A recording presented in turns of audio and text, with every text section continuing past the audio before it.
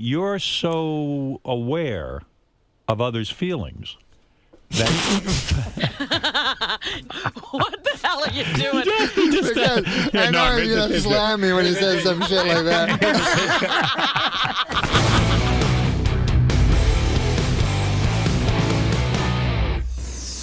There he is, Bob Dole. Wow, look at that. Holy mackerel. Oh, man. What an honor to see you, sir.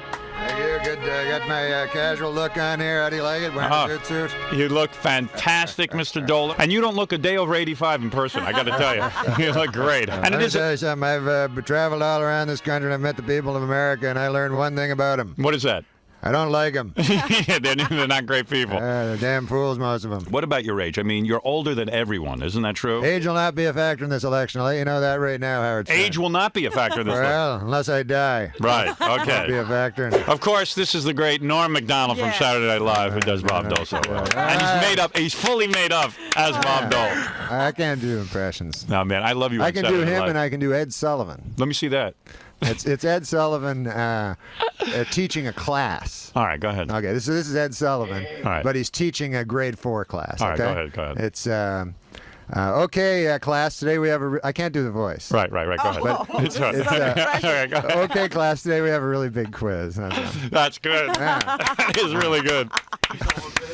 The famous Jeopardy bit. Yes, Jeopardy sketch. Where you play Burt Reynolds. Yes. That thing was one of the most popular sketches, and you pitched the Jeopardy thing. The reason I really did it is I wanted to do Burt Reynolds. Now, Lorne Michaels, when it came time to do the sketch, I went down and I saw my wardrobe, and there was a white beard and a bald white cap, and I went, no.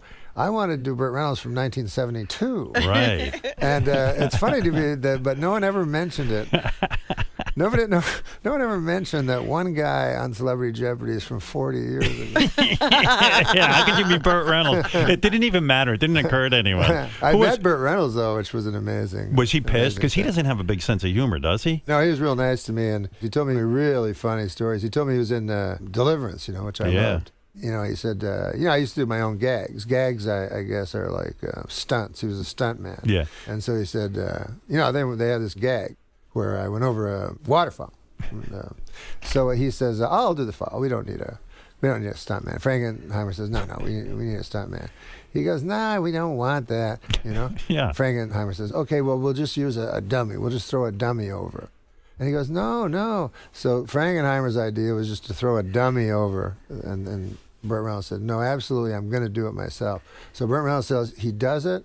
He said his shoulder immediately hit a rock, then his head hit another rock. Oh, God. And then he said, the next thing you remember, he's way downstream. All his clothes had been torn off him. And he looked up and he was just like in shock, right? The next thing he remembers, he's waking up in a hospital. Yeah. John Frankenheimer is at his bedside. And he goes, then I said to John, how'd it look, on the daily? And John Frankenheimer said it looked like a dummy falling off a platform. You are the shining light on Saturday Night Live. The best part of Saturday Night Live is when you do the news. Right. So why did they fire you? How did they fire you? How did they tell you they're firing you? Tell me everything. Well, it was like over the holidays. It was... what holiday was that? The Christmas. Oh, okay. Go ahead. All right, just be clear. Over the Christmas holidays, Yeah. I started hearing stuff about, hey, it doesn't look good, and things. They want to make changes, and I didn't know what they were talking Who about. was telling you this? Just different people at Saturday Night Live, You had heard rumors that there were going to be changes. It doesn't look good. And so then I was hanging out and stuff, and then the guys go, hey, man, you got to call this dude Don Ohlmeyer, the president of the network. Don Ohlmeyer is the president of NBC. Right. And they're telling you you've got to call Don Ohlmeyer. Right. So when you called Don Ohlmeyer, what did he say? He said he didn't want me to do Update. Why? Because he doesn't think I was funny. He said that to your face? Yeah. I don't think you're funny. On the phone he did this? He said to me that Update is like dragging down the show, and that... Really? Yeah. Gee, I must not know anything. Well, and then what did you do? Did you yell at him? Did you say anything to him, or did you just hang up? No, I just said, listen, if I'm unfunny, then he said, I want you to be better. And I go, well, I can't, because if I'm not funny... How can I make myself funny? An unfunny guy can't be funny. Who will be the news guy now on Saturday Night Live? I think maybe it's Colin. That's what it says in the newspaper. Yeah. And it says you agreed to be replaced. Well, that sure as hell ain't true. That's not true. No, You love doing the weekend update. Sure, and be serious. Yeah, that's the thing I like doing the best. That's the only thing I like doing. I know. I love you doing it. Fun. And you're accepting this? What do you mean? And are you now with Saturday Night Live in any other capacity, or have you quit? No, I got to keep doing sketches. Is that Oh. right? And you don't want to do sketches? Sometimes they write you in sketches, and this is what they didn't do when I was on Update because I had Update. Yeah. But all of a sudden, you got to be like, you got to be like the scientist that discovered Monkey Boy or something. I know. Yeah, you're suddenly you're the Yeah, scientist who straight man to discovered Monkey Boy. Yeah, you're being a straight man to Monkey Boy. Right. I'm with you on this. Don Ohlmeyer is a good man, though. I mean, Boo, man, don't kiss the corporate ass that just fired you. no, he just seems like he stuck by his OJ. You know, he stuck by his friend. There you go. For Yeah, that. Don Ohlmeyer's the guy who stuck by OJ. This is a really good way of saying he's a good guy. No, he is a good You guy. are an amazingly calculated man. Oh, man. You know, this guy Milos Forman. Yeah, he's a big Yeah. director. So he saw me on Saturday Night Live, so he got the idea I was smart. I always thought that. Everybody always thought Because that. I'm reading the news and shit like that. So Right. he's come to we go out, we'll eat at Nobu and some shit, right? And so I go with him. Nobu. So it's me, him, and two guys from two foreigners. Right. And so these guys know everything, you know? And so they're like, what about the situation in the Balkans or something like that? Yeah, you're the newsman. And I just kind of play along, like by repeating what they'd said 3 sentences ago. Right, yeah. And so, anyways, he goes, I put you in the movie, man. I need a guy to. And he was going to give me a big part. Right. So I was like, no, don't do that. Like, I can't act. And he's like, don't worry about it. I go, seriously, Milos, I don't want you to give me a big part. So he's like, what do you want? I go, just give me a small part. That'd be cool. So he made me a reporter, right, in this People versus Larry Flint. Right, Okay. yes. Yeah. I played one of the people. Right. So, Originally, I think it sounds like you were about to be Larry Larry Flint. Flint? Right. Oh, my God. Hey, I'm Larry Flint. so we go to we do the movie, right? And I'm a reporter, you know. So he goes, you drive up and get out of the car and run in. I go, well, I can't drive. He goes, oh. So he goes, okay, a cab will drive you. So it doesn't make sense. Like Right. a reporter is in a cab. So we do the scene. It's me and Larry Flint, you know. Me and Woody Harrelson. Yeah. So then, anyways, Woody Harrelson's really cool. And fucking actors, man. When they're really good, it's like something different. Right. You know? Because I'm just waiting for the other fucker to stop talking and hope to God I remember You're my not even lines. paying attention. No, I'm just hoping to remember my words. So, anyways, fucking what's his name? Woody Harrelson asked me if I wanted beer. You know. Mm-hmm. He goes, "You want a beer?" I go, "No, it's cool. I don't drink. You know." He goes, "You don't want a beer?" I go, "No, I don't drink, but thanks, man."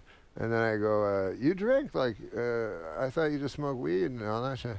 And then all of a sudden, Milos Forman goes, "Cut! What the fuck is going on?" Like we were in the movie. You didn't know. No. You thought he was talking to you. Because he was looking at me and talking like a regular person. Oy vey. There was nothing fake about it. You went to do some college show. Yeah. And you go out there, and they say you're so drunk you can't get through the show. Yeah. All right. Is that true? No, that's not true. I believe that. It certainly doesn't make any sense. No, I don't drink very much. You don't Hardly drink at all? No, hardly ever. So what happened? Well, a lot of times people like on stage will think that I'm drunk. Like I often get that. Right. People go, "Hey man, you're wasted." You're like Cheech and Chong. They weren't really high. They just acted like they were high. I think one of them was. Which one? Everybody in the college where I went, everybody was drunk. Like they were all drinking beer in a beer tent since noon. What were you talking about that night? I was talking about them being drunk. He said, hey, you guys are all drunks. And you know how sometimes like you say to a drunk guy that he's drunk and he gets mad? Belligerent. And it's, no, you're drunk. Yeah. So it was like that. They hated me, and then They started throwing stuff at you. yeah, and then I didn't want to leave because I didn't want to not get paid. Right. So you stayed on the full hour. Well, I stayed on until they finally came up and said, "No, you can go." But Really? It was that funny 'cause painful. everyone's just screaming at you Right. the entire time, and then like the girl from the college would call me over, and I go, "What? What do you want?" And she go, do those jokes like you do on Letterman. Yeah. What are you Oh, you have a talking about? college girl telling you what to do. Yeah. These people are just screaming like obscenities. You can't go. Were they like, throwing things at you? They were throwing things, so you can't do an act. You can't go like, does anyone have an answering machine? Do you ever do a show where it's successful, or is it always it always ends up Sometimes in? it goes really good. Really? It's kind of funny when like they hate you because all you're trying to do is make them laugh. It's right? funny, yeah. And this one guy, when he's walking out, he said, "I am going to kill you." Why would a guy be so mad? The security guy goes, "Hey, I think he's going to tell me like something." He's the security guy, and he goes, "Why don't you try to be funny?" He's like the security guy. Yeah, well, it's not so easy. In Florida, where I just was, they have people that, I don't know what the fuck they do, but everybody got money. So a guy picks me up. He's the limo driver, and he's like, fucking guy goes, I can take you any place, man, anything you want. I go, what? He goes, anything you want. He goes, I got my wife. I go, your wife? I thought he was talking about like drugs or something. He starts with his wife. He could take you to his wife. He's got his wife. Says I can get anything I want, and then he goes, my wife. Don't you want his wife? Was he offering you his wife? I don't fucking know. But it wasn't. It was all weekend long. I just meet 4 or 5 guys, and they go, hey, so this is the wife, and this is the other wife, and how about the 8 of us? Oh, yeah? Well, they wouldn't say it right out, but you kind of go, what are you talking about? They want to swing. You don't really know what the fuck's going on because they don't come right out and say they want to fuck you. Things were going really well in the fantasy. You, Nancy, and Shirley, and suddenly Earl walks in. Yeah, what the fuck? You never told me. And then they're like, well, if we brought it up, we thought you'd say no. Of course I'd fucking say no. You live in a hot climate. There's not a whole lot to do. You rely on other people, and it becomes like an orgy state. Nobody told me about a guy come out of a closet whacking off with his half-hard cock. Earl was an afterthought. I'm not a fancy guy. Fred, you know that. Really? I always thought of you as a fancy My guy. thing is, Fancy guy. like, for a sexual encounter or something, I like to lie on top of a lady. Yeah. I don't need a lot of fucking shit going on. One girl will do it. I like it. Hey, Norm, are you married or not? Would you clear that up? What? Are you married? Yeah, absolutely. But you don't like people to know that because it's bad for your image. No, I don't want, What I've image? had, like, stalkers and stuff like Oh, you have had stalkers? I would be afraid of somebody who would stalk Norm. I Yeah. had this one guy, right? That's a scary part. In New York, he was all stalking me, and it was my own fault because I was like, I met him on the street. Yeah. And, I And was you hung out with him? Yeah, kind of. What? Like an idiot. You hung out with the guy? A little bit. And then what happened? Well, he was just this dude. I was walking down, and I was like, I was coughing. I was coughing on the Right. street. And then, like, 5 blocks later, he's right beside me with a glass of water. Right. He goes, hey, man, I got you some water. Was it in a bottle or was it an open container? Like an open An open thing. I don't And you even drank know. it? I know. I didn't know what it was. Really? What happened? Well, he was always phoning me. I gave him my phone number. Why'd at you work. give him your phone number? Just my work phone number. Oh, dear. Yeah, so. So, anyways, 6 months passed. I'm in Los Angeles, and I'm walking down the street, and that dude is there. Oh, my God. So we're standing there, and then in L.A., like, there's no pedestrians, so you're all alone. Yeah, I mean, there's no protection. Yeah. So I'm just standing with this guy. Did he have water with him? He goes, hey, I just want you to know I'd do anything for you. Yeah. And then we were standing in front. There's this restaurant in L.A. called NORM's Yeah. restaurant. So Right. I'm talking to this guy, and he goes, look behind you. And I look, and there's this big sign, NORM's. Yeah. And so I go, yeah? He goes, norms, right? Like he thought. There's a It's all message. connected, Yeah, yes. yeah, So I yeah. said, no, I just live here. I'm trying to tell him it's like a coincidence. Right. Oh my God. Actually, I went to the hospital because I go to the hospital a lot.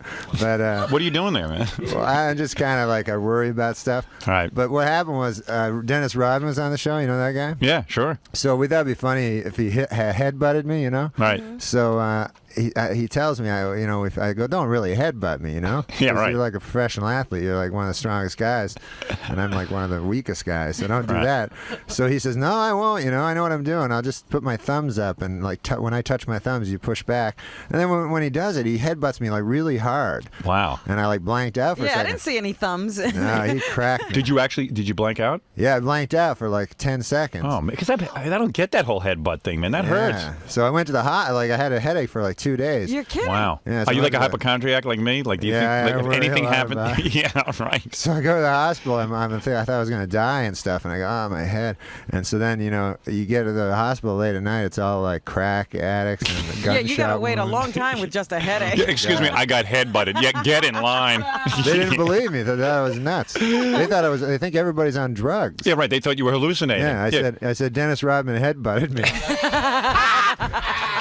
Go, No yeah. kidding. And I go, no, I'm on the TV. I said, All right, they don't care. They don't. Oh, yeah, don't you do Ed Sullivan? Yeah. You don't like a guy who does shticky joke after joke after joke. There's very few that I like, but I love Rodney Dangerfield as my favorite. I met Rodney, man, when I made the worst mistake ever, which I was in the fucking hotel, and I loved Rodney and shit, and I was coming down in the casino. I was coming down the fucking elevator, and Rodney was in the elevator. I'm like, oh my God, it's Rodney. I gotta say something to him. So anyways, I'd worked on some stupid fucking thing with this director Yeah. who said he worked with Rodney. Yeah. So I used that as a thing, right? So I go, hey, Rodney. I go, we have a common friend. He goes, who's that? I go, Paul Johnson. He goes, that cocksucker. He goes, that fucker's no friend. And there's a full elevator. That fucker's no friend of mine. You tell him he can suck my dick. I'm like, oh, I'm not his friend. I'm not his friend. I met him on Saturday Night Live because he came in when I did Update. So we have to do dress first at 8:30 and then at 11:30 the show, Right. He goes, listen, man. He goes, what the fuck, man? Why am I doing it at 8:30?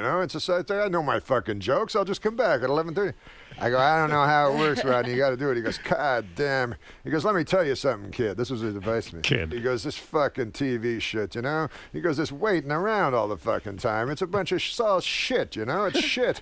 He goes, it's the same with fucking movies, You're in the movie, and then you're in the fucking trailer all the time. That's all you're doing is fucking jerking off in the trailer, He goes, it's all shit, kid. He goes, remember this and remember it forever. Stand up, man. That's all there is. Stand up. And he meant it.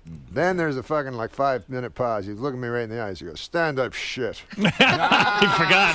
It's all shit. Farley was out of his mind even off camera, right? Yeah, he was. You joined Saturday Night Live. They send you to the Catskills to have some sort of bonding Yes, weekend sir. for the new cast. Yes, sir. And Farley comes running in naked Naked. into your room. Yes. Farley comes right, and he had a tomato shoved up his ass. He said, would you like to see my impression of a salad?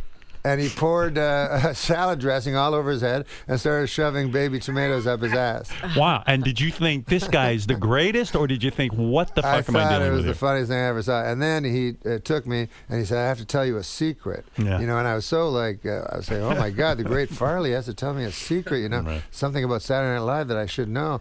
And it was a big, big resort. And he finally found a room, that was, and he, on purpose, looking back on now, he took all this time to finally find a room, and he locked the door, and he brought me in the corner, and he said, this goes nowhere. Okay. This is between you and I. Pat is a woman. You see, I'm interested in that. I laughed so hard that he would do this for a stranger, and Yeah. that's why I love Farley so much, and he's so much different than all the rest of us, is that he would go down the street and just perform for everybody. And I'm telling you, everybody loved Chris Farley. The young, the old, the smart. That's what they say. The stupid, the people that liked him, the people that hated him. Yeah. We had a guy come in and do a bad review on the show about how horrible it was and how horrible Farley was, and he laughed everything Farley said. Jack Warden, when he first came in to the Dirty Work, I was sitting there with the producer and Saget or whatever. Right. He came in and he was like, hey, how you guys doing? He goes, hey, listen, I'm excited to meet this NORM MACDONALD kid. And I was sitting there. It was very embarrassing. Right. He goes, I'm very excited to meet this kid. I'm a big fan of his, when's he going to? So it was really humiliating, I had to say who I was, And he goes, when's he going to come around? When am I going to meet him? I got you, you fucker. I got you, you motherfucker. Hey! See what I'm doing? Yeah, he got me in the head. Motherfucker. When I worked with him on the NORM show, but he'd always forget his lines, and it was driving him crazy, Right. And the director, these fucking television directors, they go over to him and they go, Jack, you're doing fine. He goes, don't bullshit me, dude. Don't you fucking bullshit me. But, and then I'd have to remember everything just in case he remembered the one scene, Yeah, because the pressure on you. Yeah, so imagine you don't remember. I don't remember anything anyway, so Right. I'd have to make sure I remembered. So I remember the scene was we're watching a hockey game, and Jack Warden's supposed to go, he's playing an old tough guy, and he goes, so his first line is, NORM, hockey is not the same as it used to be. It's the helmets, When I was a kid, they were tough, So that was his opening line, you know. So we start the scene. He looks at me, just blank in his eyes. I know he doesn't remember anything, but he's a good enough actor. He thinks he can fake it, you know. Right. So he looks at me. He goes, just nothing. Then he goes, Nami, Nami, Nami, Nami. And then he's looking down. He's trying to press it. He goes, Nami, I tell you, Nami. Now it's hockey, Nami. Hockey. He goes, it's different nowadays, Nami. It's all different with the hockey. Nami, it's different. The helmets, Nami, the helmets, you know. It was a disaster. 5 minutes later. Yeah. I read in the computer that Gilbert said something back at Affleck or something. Well, I don't, Gilbert is not the type to apologize for anything he says, but I think it cost him a lot of money. The Affleck gig was easy. Once a year he goes in, acts like a duck, and he makes a ton of dough. And he doesn't even have to say anything but Affleck. Hey, you're right. Affleck.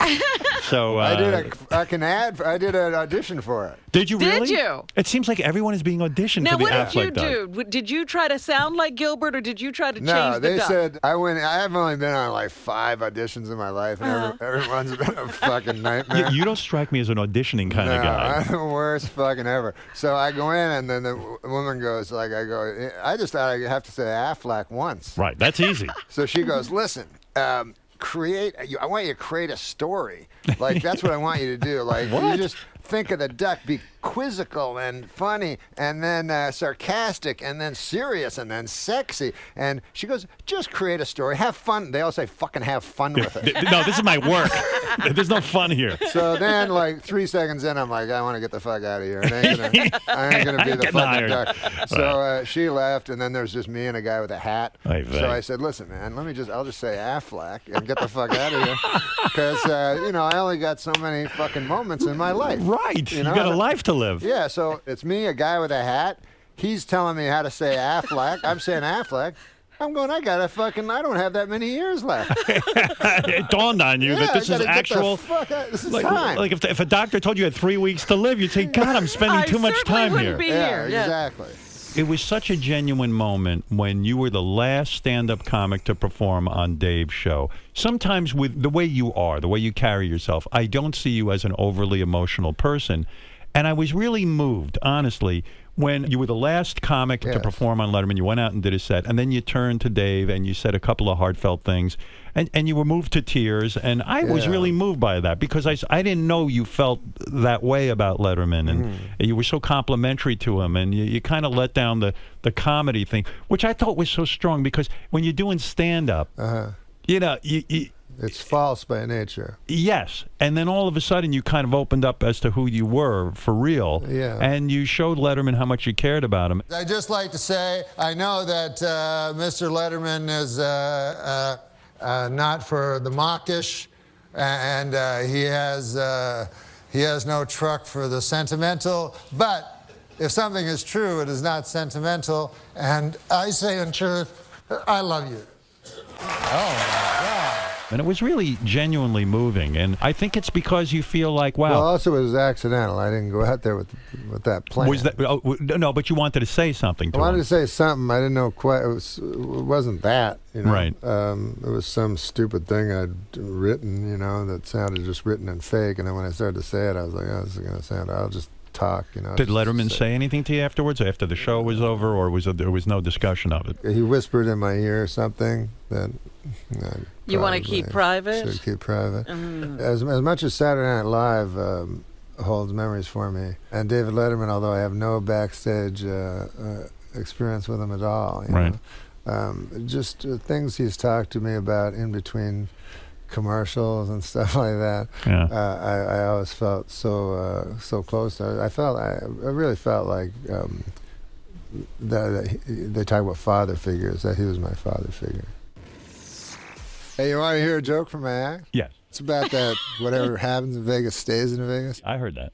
So actually, it doesn't really stay. Like you can't. It's not like you can kill a person and then leave Vegas and everything's cool. You know what I mean? So what I did was I looked at that phrase. What it actually means is basically you can go to Vegas, fuck a prostitute, and then she will not tell your wife. Right. That's exactly Exactly what they're saying. You're saying Not like those gossipy small town whores. you're saying That's where you come from. I'm saying back at home, they're blabbermouths. you're saying, in other They're words, sitting in the beauty parlor going, "Oh, you're married to Hank Johnson?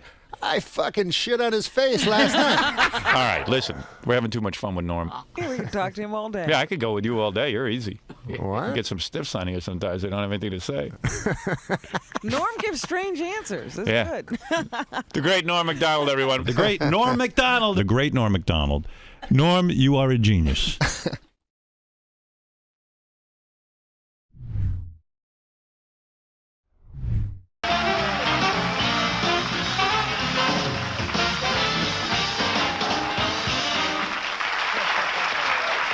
Hello, everybody. Here with Norm MacDonald, chewing the fat. Where do you live here? Of course, in the city because you're doing the show. I live in New York City. Yeah. This isn't a police interrogation. Are you sure? Where about? Where in the city do you live, approximately, not specifically? But... I live at 56 between 8th and Broadway. Okay, and what's your phone number? Just give me 7 digits. All right. What? Your neighbors nice people? The people that live around you? Great people. Every day I meet somebody new. You know, this city's great because of the neighborly people. You know. I don't know. But I did meet one neighbor. Interesting story. You know, that this guy. He just moved in, you know, next door to me. So I'm always one to meet the neighbors. You like to chat with the neighbors, Yeah, because, you know, so I went over to the guy, I knocked on the door next door to where I live, and I say to the guy, I said, "Hey, I'm your new neighbor, you know," and I said, "Good to see you, you know, nice to run into you, you know, welcome to the neighborhood, you know." And so the guy, I said, "What do you do for a living there, sir? You know, if you don't mind me asking." You know, "What do you do for a living?" I'm a nightclub comic, I tell the guy. So he says to me, he says, I work down at the University of Science there. He says, that's a good school, by the way. I can't remember the exact place. Sure. But he says, I'm a professor of logic. So he says, the guy says, "Logic. Now, what the hell is that? I never heard tell of that." He says, "Oh, well," he says, "it's a kind of a pattern of syllogistic, well," he says, "it's hard to explain." He says, "Why don't I give you an example?" So I said, "Fair enough. Why don't you do that?" So the guy says, "Well," he says, "let me ask you a question." He says, "Do you own a doghouse?" So I go, "Yes, I do." He says, "Well, then that means you probably have a dog." I said, "Yes." He says, "Well, that means you're likely you have a family if you have a dog." I said, "Yes, I do." He said, "Well, then that means you got kids, you're married?" I said, "Yes, yes, I am." He says, "Well, then you're a heterosexual man." I said, "Yes, sir, I am." He says, "Well, you see, that's logic there. I asked if simply from finding out you had a doghouse, I made this series of inferences, and I found that you're a heterosexual man simply from the fact that you had a doghouse." Well, I said, "Good God, isn't that something?" Okay. So I said, "Well, I won't waste any more of your time there, neighbor." And I said, "I'll see you later." See you around. Okay. So I said, come by one day and have a chicken with me. So anyways, I left. So I go to get a bus, you know, to the bus stop. And I walk down to the bus stop, and I'm still thinking about this thing that happened to me, you know. And I'm standing at the bus, and no bus coming at all, you know, and 5 or 6 of us standing around, and one guy lights up a cigarette there, and he goes, "As soon as you light up a cigarette, the bus comes." And he smokes the whole damn cigarette, no bus comes. Right. So I said to the guy, "Well, that theory really worked, huh?" And the guy goes, "Well, sometimes it works." Anyways, the guy goes, "What's new with you?" I go, "Well, I had an interesting thing happen to me today." I said, "I met my neighbor." And he goes, "Oh, yeah?" I go, "He had a hell of an interesting job." I said, "He's a professor of logic down at the University of Science. And so the guy says, "Is that so?" He says, "Professor of logic." He goes, "What the hell is that, logic?" I said, "Well, it's a series of something or other." Right. I said, "I can't remember exactly," but I said, "I'll give you an example if you want to hear an example." So the guy goes, all right, fair enough. So I said, let me ask you this. I said, let me ask you a question. Do you own a doghouse?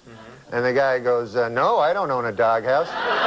So the guy says, oh, yeah, you're one of them gays.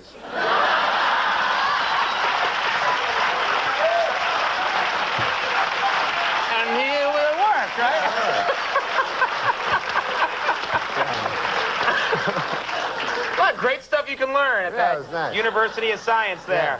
And then the guy, and then get this. Get this. There's more? This gay guy Yeah? invites me to have a chicken at his place. That's some kind of euphemism. Yeah, I don't Watch know. out. All right. This is the section of the show where we do jokes, because a lot of the people we get on, they don't have natural wit like you. That was a compliment until you started smirking and giggling. No, it was a compliment. It was a compliment. I just sometimes I can't think of the next thing to say. Sure. Go on, you surprised me. I don't know why, but a lot of times I'll talk, and halfway through the sentence I think something will fucking come. Sure. And then sometimes it doesn't.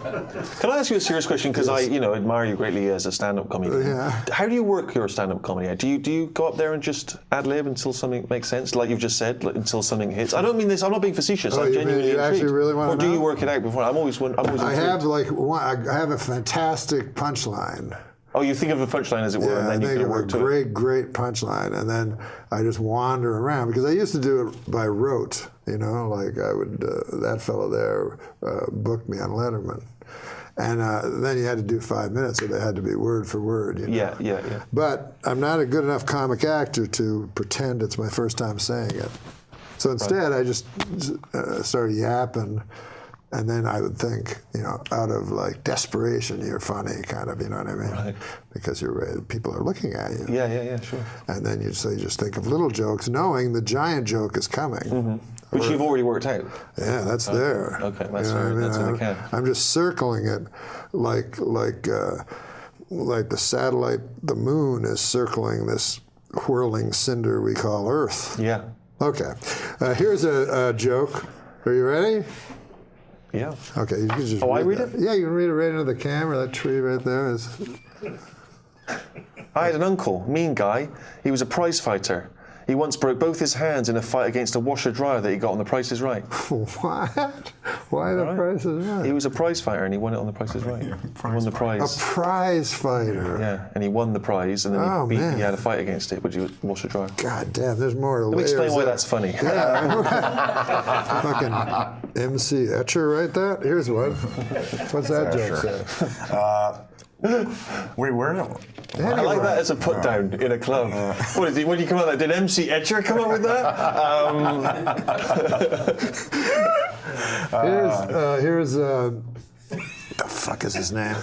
It's Adam Egret. Adam Egret. It's Egret. When I was a Don't ignore him.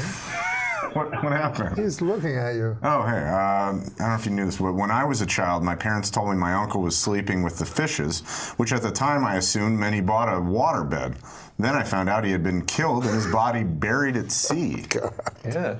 Oh my God Almighty. Is that in parentheses? My father, this is all about relatives. My father was recently diagnosed with shingles, which is a terrible sickness that usually only affects roofs. All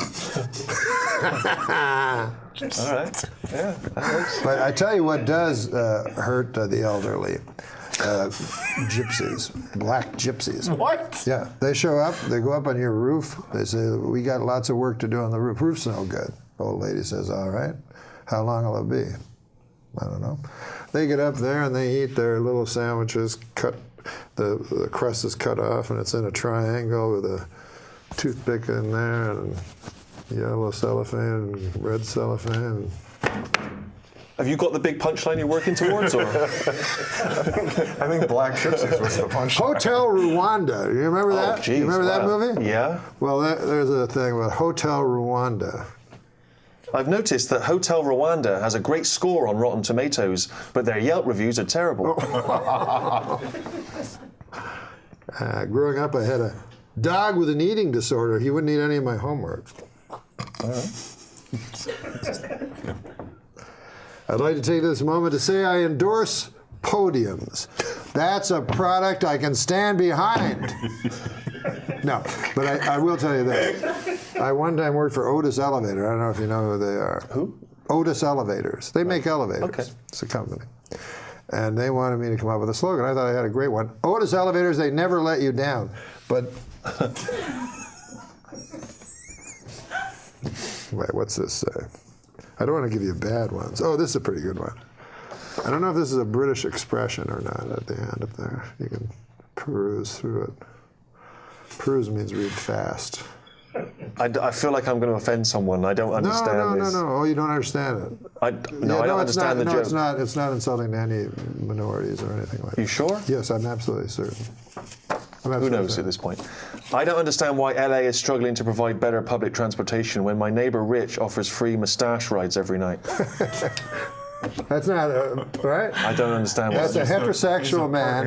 He has a mustache. Right. And he's inviting ladies to sit on his ride face. on. Okay. No, it's a mustache ride? Is that what it is? yeah, free mustache rides. Yeah. So guys will wear T-shirts.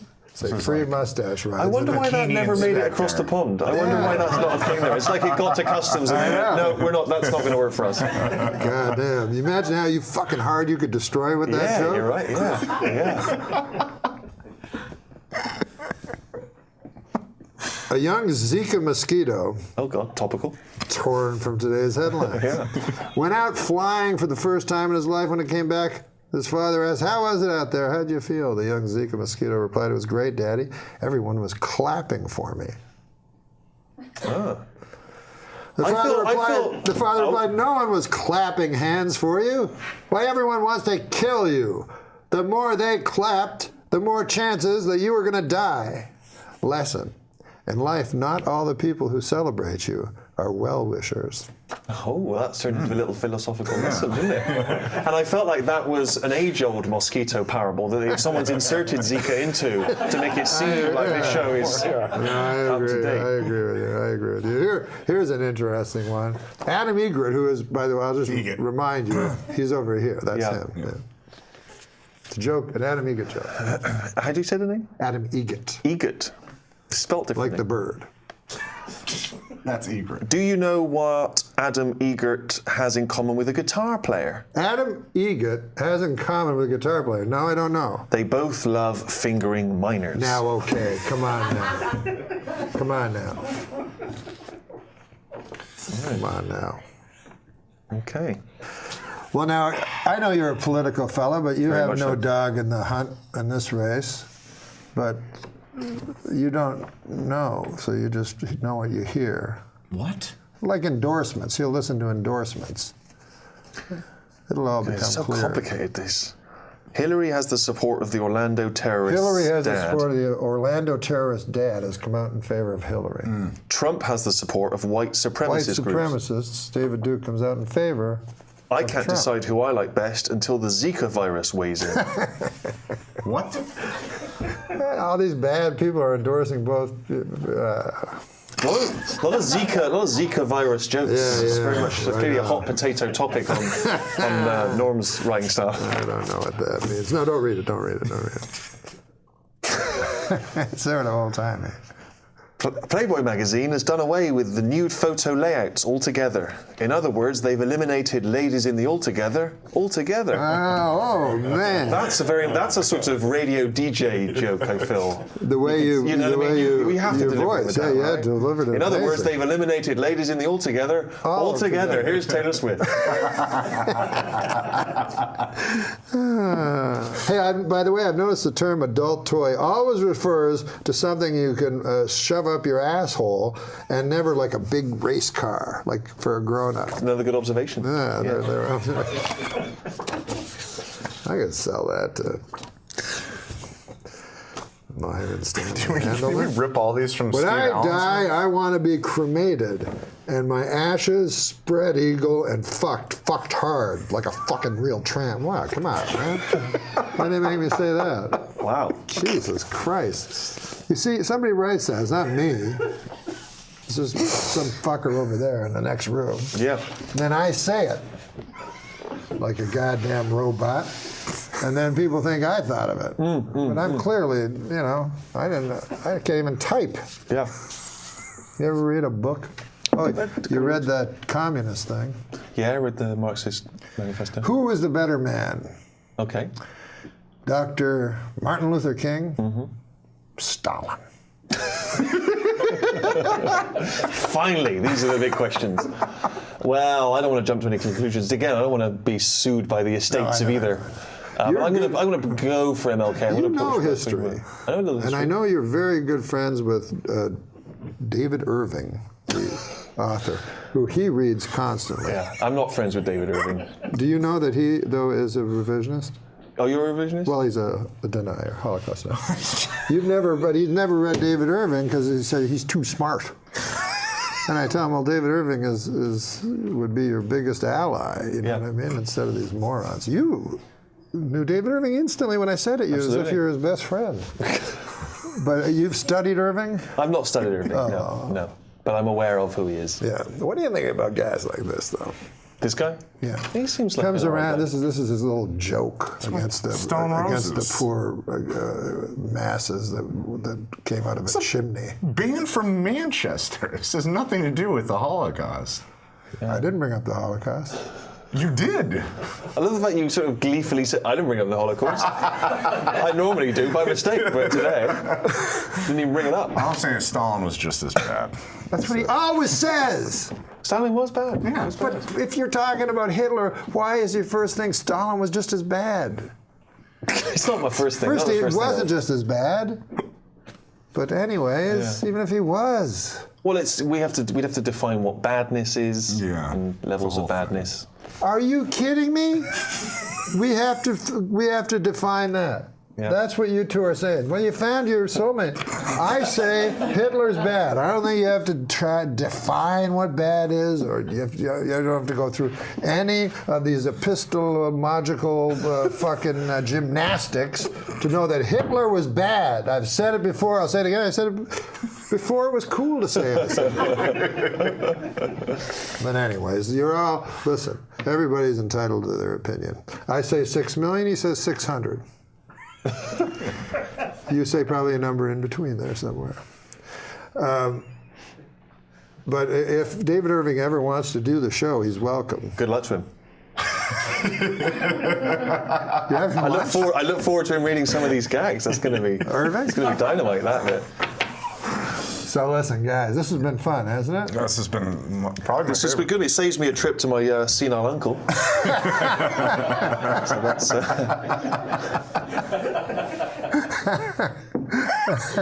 I lived down the hall from a woman who had Alzheimer's, and her son just stopped visiting her, and she took the notion that I was her son. This was when I was a young man.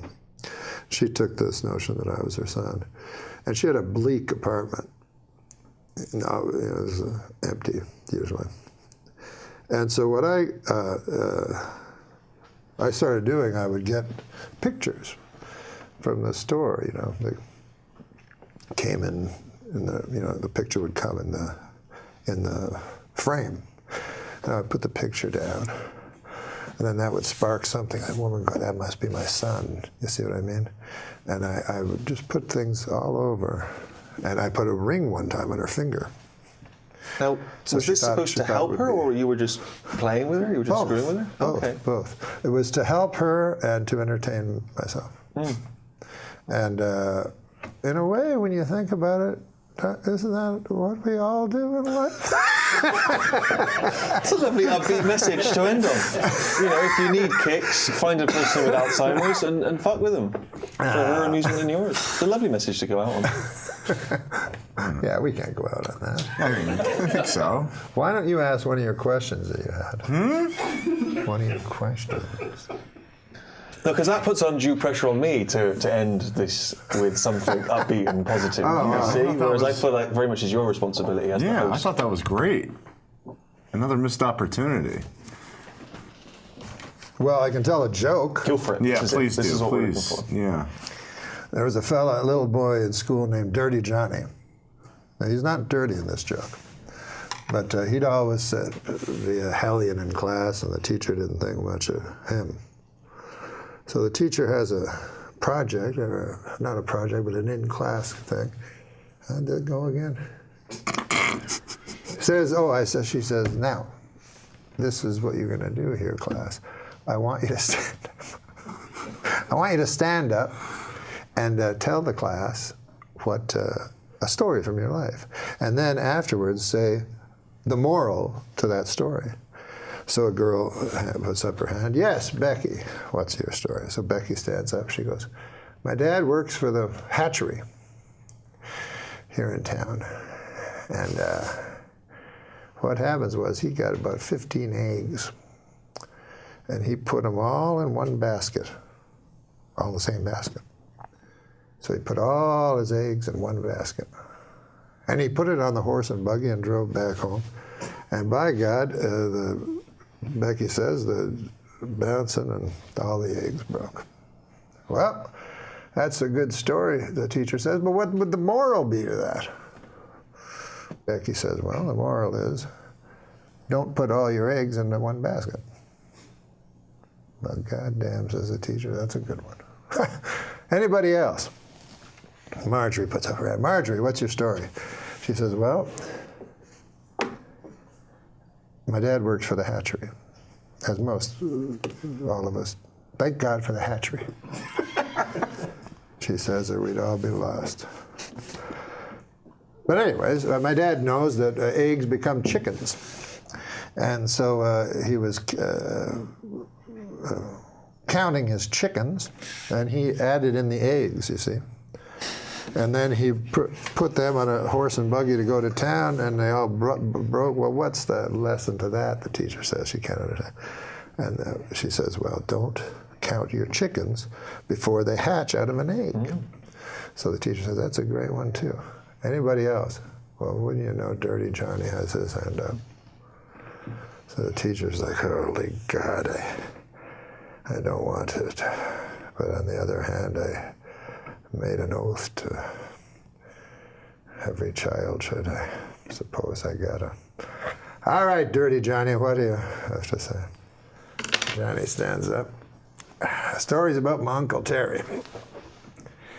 He never worked at the hatchery. On account he was in Vietnam, and he got disability. He don't even like people who work at the hatchery. But the story happened far from these shores, in a little town called Da Nang. Terry was not well liked. His whole troop left him, abandoned. And he woke up in the weeds, and all they left him with was 3 bottles of Jack Daniels, some weapons. Terry stood up and downed 1 bottle right away. Said, if I'm going out, I'm going out. He took his Balishnikov and a couple of Glocks and his 2 bottles, and away he went. He found a town. And he didn't know if it was Charlie or if it was one he was sent to protect. But all he knew was he had hate in his gut. So he started firing. And he fired the Kalashnikov with an arcing kind of, like a farmer would with hay, with a scythe.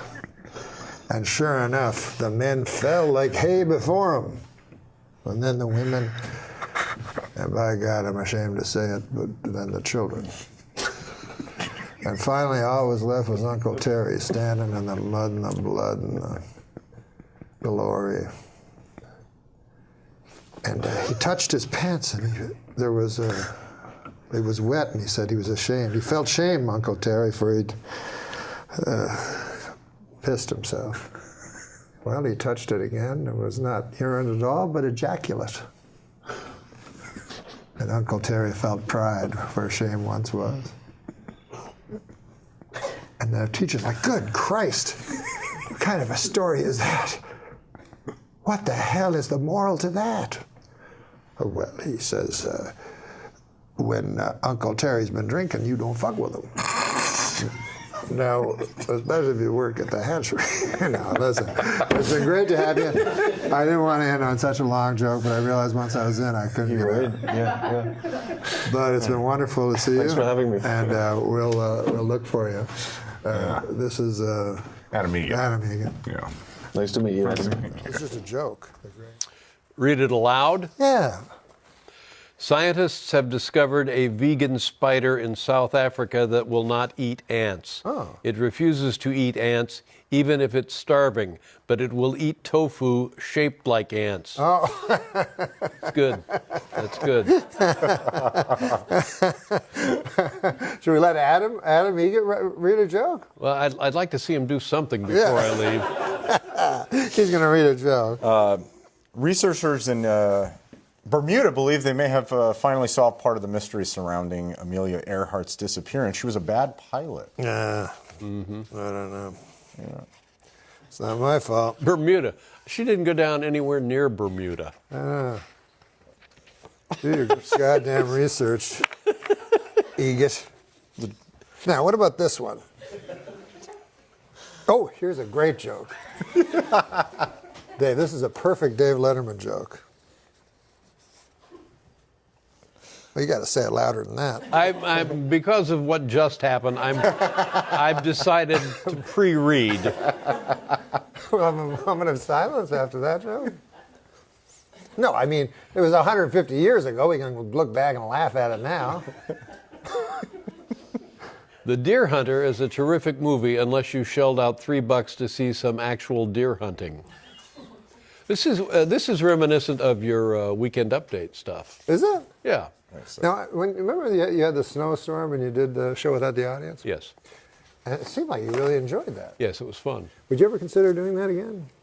Yeah, yeah, sure. I mean, it's what we're doing here, more or less. Yeah. Now, I know you've done this show in both versions. Which do you prefer, with or without? Oh, without. Without, you like that better? Oh, yeah. Yeah. But I don't have the range of that you do. No. See, what makes it? No. There's only been two talk show hosts with this deep layer. You and Johnny Carson. No, Johnny. So you could speak to anybody.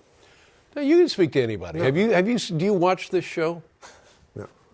But you should. No, have you seen this show? The one that we're doing. Get yourself a Charlie Rose desk. How much could they cost? And then it all comes down to the expense of the desk. You're just in black. But do you watch your own show? No, sir.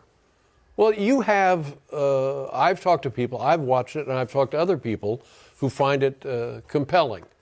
You can't take your eyes off. So well, there, imagine if whatever you it were is you're making up, whatever qualities you're fabricating here, you yourself possess them. But imagine if you were doing it. And you well, imagine if you were doing it. Well, well, what's the matter? I've done it for 30 years. I don't want to do it anymore. You do it. Without an audience, though. You could do it.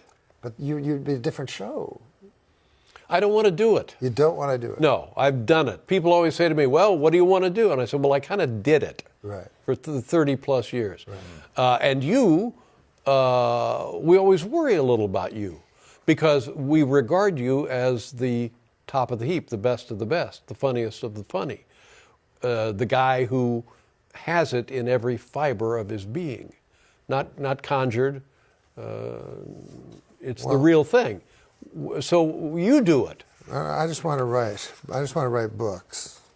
But I'd like to watch you with a big desk, and it'd be black.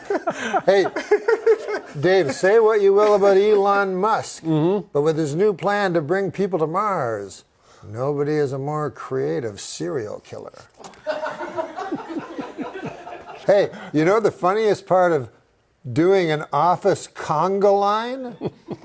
When you look back and realize you're doing it alone and you're not in an office, you're in a psychiatric hospital.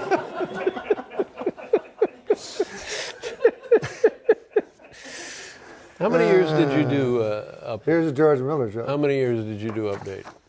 I want to say 15.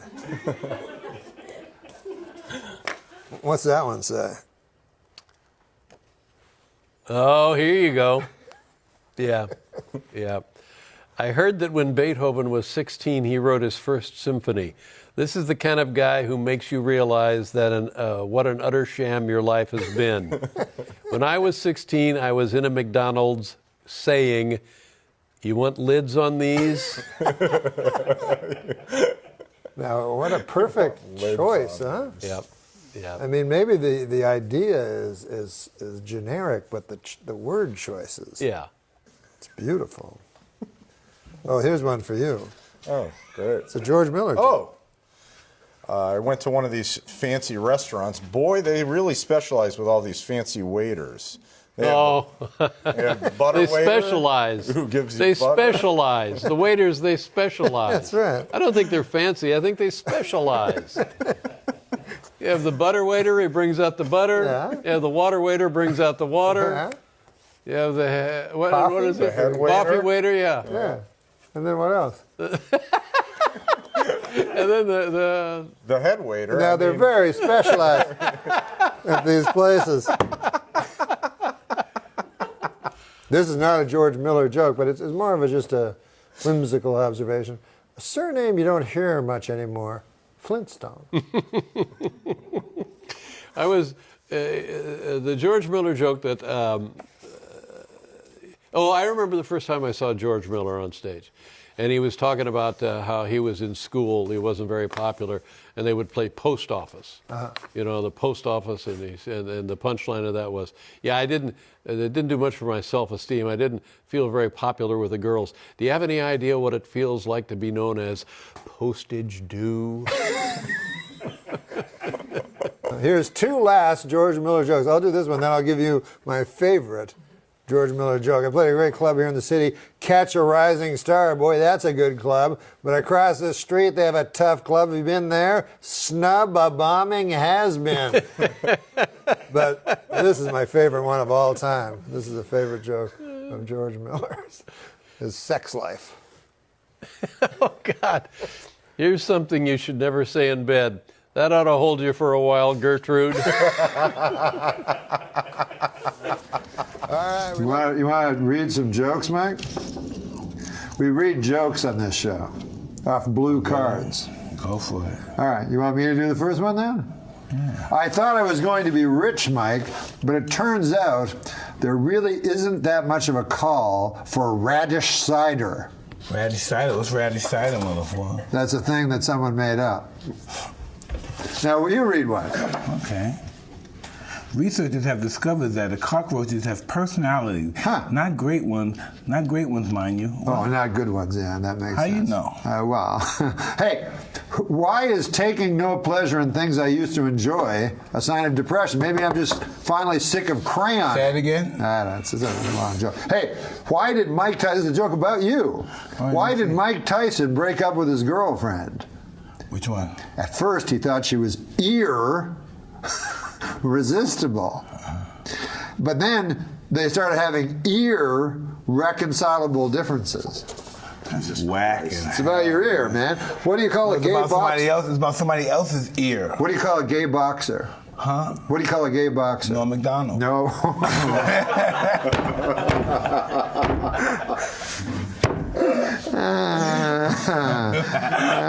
That was funny. That was funny. That was funny. That was funny. No, that was funny. No, listen. Come on, no. Hey, what about read that one? Read that one. Sherry Shepherd is worried her ex-husband will release new photos of her. So am I. I'm not worried. Sherry Shepherd is fine. She's a fine woman. I don't know who. Fine, sexy, Yeah, I don't know who wrote that devilish, joke. ravaged black woman that I live. Yeah, you like that? I need meat to ski, baby. I got a joke for here. We should let Adam Eager write a joke, right? Wait a joke. Read a joke. Oh, yeah, I'll read a joke. Oh, here's a good joke for Adam Egget. Do you like when Adam Egget reads a joke, Mike? Do you like when Adam Egget reads a joke? Are you capable of reading that? I mean, we'll see. We're all going to find out together, right? Absolutely. Well, apparently the Samsung Galaxy Note 7 phones are spontaneously catching on fire. When you run screaming, they also hit you with roaming charges. Okay. I never witnessed that. Yeah, I haven't either. Okay, listen. This is the last joke. I want to read the last joke. You're going to read it, and you see, you don't. We as white people can say that, but you can say the real thing. Okay, good. You know what the real thing is, right? Yeah. because there's a lot of words that start with that letter. But you know what I'm talking about. Yeah. Okay, let's hear this joke.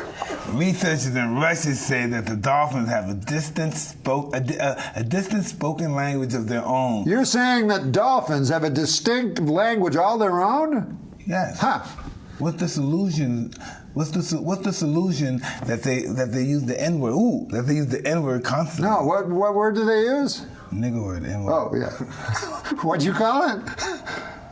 Dolphin. The what word? Nigga. Nigga, ninja. Word, yeah. Say it. I want to hear you say the word. I don't want to say it because then it'll be on tape forever. I say it in my private life many times. Say it, hunky. Say it, hunky. Say nigga, hunky. Fucking say it, hunky. Listen, am I wrong or am I imagining that? No, say nigga, hunky. Say it, hunky. Come on, cracker. Mike, I have to ask you a question. Say it. I can't say it. Let him make him say it. Mike, make Adam Egan say it, Mike. God damn. These crazy fists are like inches from my face. I'm sorry.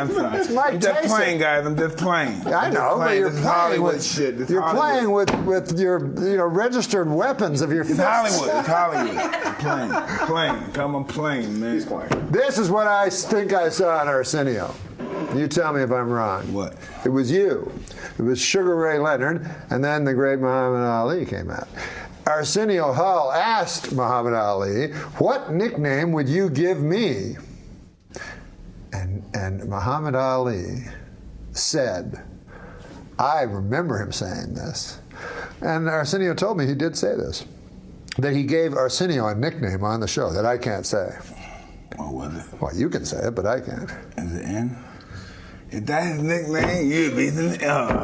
That's what You I look heard. like George Bush just a little bit. The pop, look, a little George. No, come on, serious, man. Can you see it? What's wrong with you? A little bit. Don't kiss ass. Can you see it for real? No, man. What, you don't like George Bush? No, George Bush is great. Come on, man, he's a great man. Yeah, but you're not. No, I'm not. I don't pretend Don't to be look George like Bush. George Bush. Why? I like to look like a great man. George Bush. Don't break my arm, Mike, please. Don't snap my wrist like a twig. I know it'd be good television, but goddamn. Can you hit him for a while? No.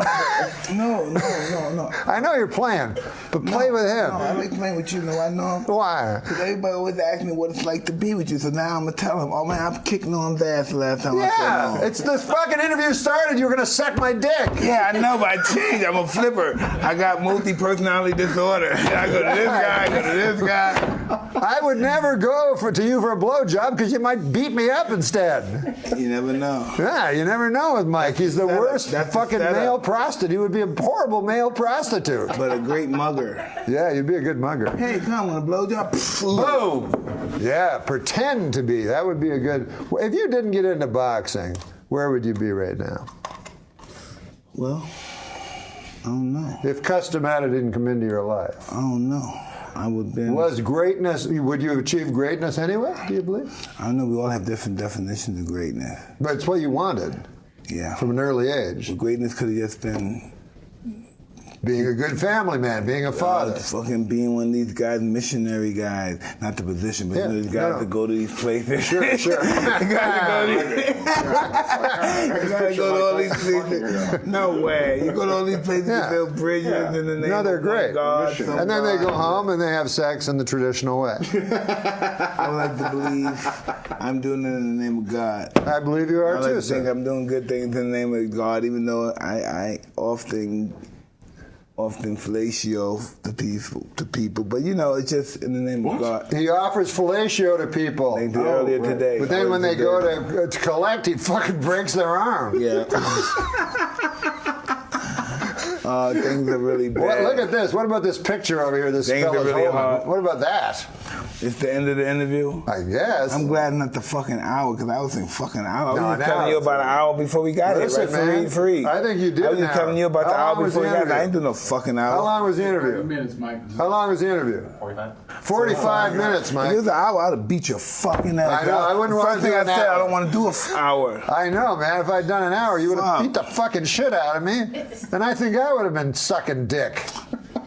Oh, the day's not over when the camera's over, man. We going down. You going down. After the camera? It's both ways.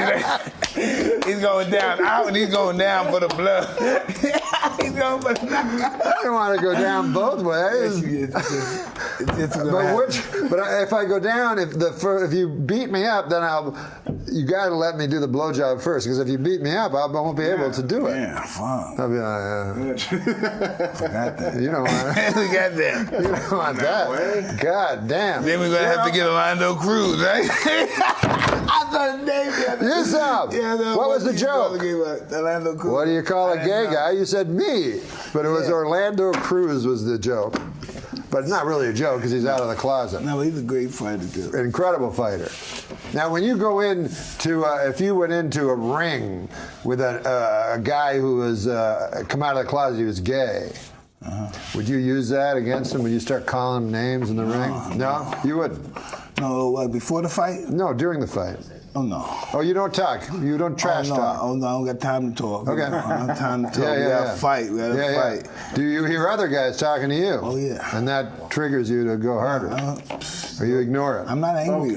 And the objective is to appear that I'm angry. Okay. I'm not angry. So that was George Foreman also. Hey, no, he's not going to. It's not over. He wants us to stop. No, fuck you. Come on, man. George Foreman also. Oh, he was vicious. But it was an appearance. Yes. Because afterwards, he was a sweet guy. Listen, this guy's a preacher, all right? Give me a break. He's a preacher. He's a preacher. Right? Yeah, that's all. But Sonny Liston, that was no act. That's the real mean That's dude. the real bad That's guy. the real dude. Bad man. guy. That's the real dude. You know what George Chuvalo told me? Maybe you know this story. But George Chuvalo told me he wanted to fight because he fought all the greats. He wanted to fight. He wanted to fight Liston, and his manager was only offering him $10,000. He said, "Give me $20,000 just for my self-respect." Yeah. And he said, "I'm talking to his manager every day. I'm talking to Sonny, and he won't go for it." Then they found Sonny dead. He'd been dead 5 days. Chuvalo says, "You motherfucker, you told me you talked to him yesterday." All right, baby, you're all right, okay? Say goodbye. Nobody lied. He's more than a guy in the fight business, man. Yeah. That's the only business. Fight business is the only business in the history of business that all the fucking, everything's not on the table. There's always something, and the whole thing's never on the table. Something under the table. There's never the whole deal. This is what it is. Never. Don't believe it. Never. I worked with One Day with Don King. What was that like? He was like a viper. It was. I went in a room with him. He was a scary motherfucker. With 4 Nation of Islam guys around him, not smiling, only in America, none of that shit. Just looking at me with rings and shit. And I'm gonna tell you this right now, from my experience with Don King. And I'm just telling you experience. Yeah. He's not gonna bust a grape. That's just like his perception. He's not gonna hit nobody. He's not gonna have no physical confrontation with nobody. Yeah. It's not gonna happen. But still, he can control incredibly tough guys. Now, he's not gonna fight nobody. He's not gonna do good fighting nobody. He's not that guy. I know he's the big guy. He's not the fighter. I heard his move. Never believe it. He's not a fighter. I heard his move was, if his boxer, got a $5 million purse, he would pull out an attaché case with $400,000 and then say, "Take it or leave it," and the guy would take it. No, that's during Reconstruction times. He wouldn't do that. Now. Reconstruction. He wouldn't do that now. That's how you did the Peter Jackson, those guys. Back in Peter Jackson, yeah. You do know a lot of boxing, huh? You're a history guy, huh? A little bit, yeah. You know that stuff. Well, I like the older guys, Yeah. Fitzsimmons. Yeah, I went to his grave site. Oh, you did? Oh, wow. He's buried right next to Jack Johnson. They're friends. They were friends? I did not know that. Yeah, they fought too, but they were friends. Fitzsimmons was a different kind of guy. He's from Australia. He's very conservative. Kind of Republican. Tall guy. You're very conservative. Didn't tolerate nothing. You couldn't talk disrespectful. But not racist. No, he wasn't. He didn't appear to be. He said, "If you lay your hands on me, I will murder you." He talks like that. Yeah, lay your hands on me, I will murder you. And who did they bring back? James Jeffries. That was Jeffries was he was a great fighter. Yeah, Jeffries was one of those guys that talk about he used to mean. Yeah, he was one of them mean fucking guys. Really tough. Yeah. But they brought him back to fight Johnson. He was an old man. He was old, washed up. But no, listen, he was remarkable to get into shape that quick. Right, yeah. Handball and boxing. Well, how old? He must have been 40 or no, he was maybe 38, 39, something like that. But he got in shape. Well, 40 is pretty close. He got in shape, man. Yeah. Imagine that. Coming out of retirement to fight Jack After Johnson? 5 years. Jesus After 5 years of Christ. retirement, doing nothing. Got fat, gained 300 pounds. And what about Jack Johnson? That guy was a big motherfucker, right? He wasn't that big for the time He he wasn't? was. He was only 6'1.5" and 198 pounds. But for the time, that wasn't big. So when he lost to Jeff Willard was 6'6", 245. That was a giant of a man. Wow. You know, that was a giant. They used to have those big freaks like Carnera, where they just find a big, tall guy and figure he could box. Well, that's the Goliath symptom. You think the biggest guy is the best guy. Yeah. You know, they're not the best guys, but if they hit you, they can hurt you. They can, but you get inside. You just get inside them and take them apart. You got to get in there first. Right. Yeah. Get in there. Who was your toughest fight ever? Everybody. Everybody was tough. Not everybody. In 8 seconds? If you knock a guy out in 8 seconds, that's not Cuz that told tough. me if that guy was relaxed enough, he would have got me. I don't know why. 8 seconds. Cuz said you had your hands down. That guy was Would you do relaxed that a enough. lot? I heard he told you were going to lose the Golden Glove. No, he wouldn't say that. No. But he would just say. He always talks you down, this fucker. What? Adam Egan. He has never let me think that He talks you down all the fucking time. That's okay. I'm gonna be honest with you. Is that all right with you? He was always my favorite. You can forgive him? Yeah, come on. You can forgive him? Okay, listen. Y'all ready to take a picture? Picture, yeah, baby. I forget people that talk me down. Yeah. I love the fact that they talk about me good or bad. You know. Oh, that's They great. Talk about me. Because the equilibrium in the universe. He talks you down, I talk you up. So I got a balance between. Yeah, that. baby. Okay. Yeah, you got love. Everybody. You got love for me and disdain from him, but you still shake his hand, man. Yeah, because you know forgiveness. I Let's love take a for the picture, universe. baby. I got love The for the great universe. Mike Tyson. Love for the universe, people. With your camera, I say Ah. love for the universe. We're going to take a picture live on TV. Love for the universe. The universe of people. That's beautiful. You should be a preacher, I tell you that, man. No, it's in the blood. It's in the blood. We're taking a picture, It's that man. I'm the Muslim one. I'm the Muslim preacher. The Muslim preacher. Muslim preacher, you go all over the world. And preach the Islamic gospel. That's right, baby. Ready, Mike? The great Mike Tyson. Thank you for being here, it's been a sir. I pleasure appreciate meeting you, it. brother. Very, very nice to be here. It's an honor to meet you. Thank you. Yeah. Hey, we got some jokes. All right, if that's all right. But you know, are these street jokes? No. So you wrote they're them? Not, they're not. Someone wrote them. Some of them wrote that you know. Yeah, some people in this room. Okay, cool. Some people in this Thank room. you. I don't want to say who because in case the joke doesn't work. Okay, all right. So That's a strong joke. You can just read it. You don't have to read ahead if you don't want. There's nothing. No, I'll just read it then. Yeah. When you're single trying to attract a partner, it's important to project the qualities you desire, which I understand, but boy, oh boy, have I had to suck a lot of dick lately. That's sort of like a Bobby Lee joke. It is a lot like a Bobby Lee. All right. What about this one? This is for you. Yesterday I had a picture framed. Now it's doing time upstate for armed robbery. Oh my God. That's a good one. Here's one for Bobby Lee. I don't want to know no more dick sucking. No, sir. Do you diet sometimes? I know, but do you go on diets and stuff? Yeah, sometimes. Okay, so this is sort of a diet joke a little bit. I'm so sorry. No, Boy, was it hot outside today. I went out to buy a California Pizza Kitchen signature pepperoni frozen flatbread, and by the time I got home, it was perfectly cooked and entirely eaten. 100% true. Oh, you ate it. See, I love Wait, how he stop. laughs. I love how he laughs. It's just weird, right? Some of them are odd. I'm not going to lie to you. This is a joke. Well, some of them. But this is a joke. I think technically. Like an observational joke? I'm like, I think technically. I need to have glasses in order to see my family. Specifically, 2 glasses of scotch.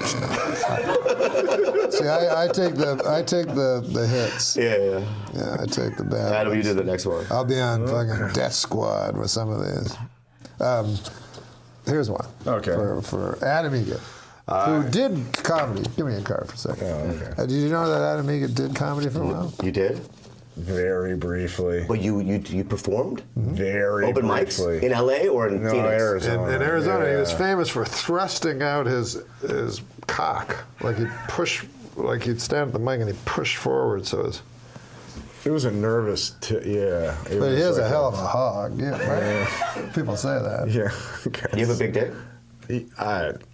No, people said you have a big dick? Yeah, I guess. That's, would you say no next time? No. Read that. All right. I saw my little nephew recently, and he was bothering me with a lot of questions. One he says to me is, where do you think would be the worst place to get a bug bite? So I thought about it. I answered, maybe the eye. What's your answer? And he said Brazil.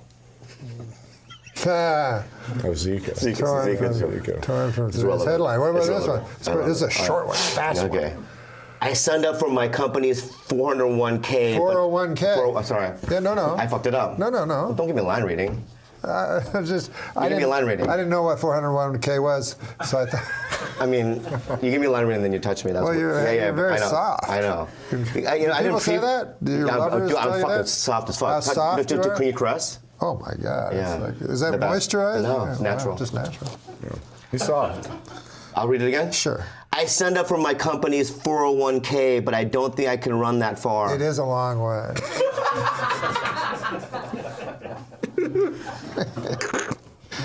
Wait, I gotta get one that's gonna make Bobby happy. I don't like when he scowls after that. I grew up poor, man. My mom used to cut my hair with a bowl. Did you ever see where they used to do that? Yeah.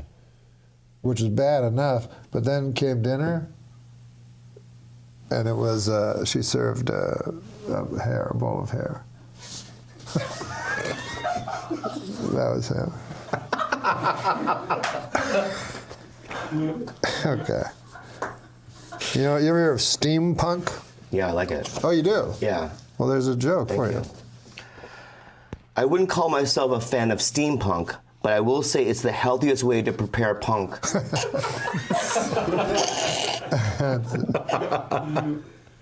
I'd like to take a moment to address all the men listening. No, I should do this on the camera. No means no.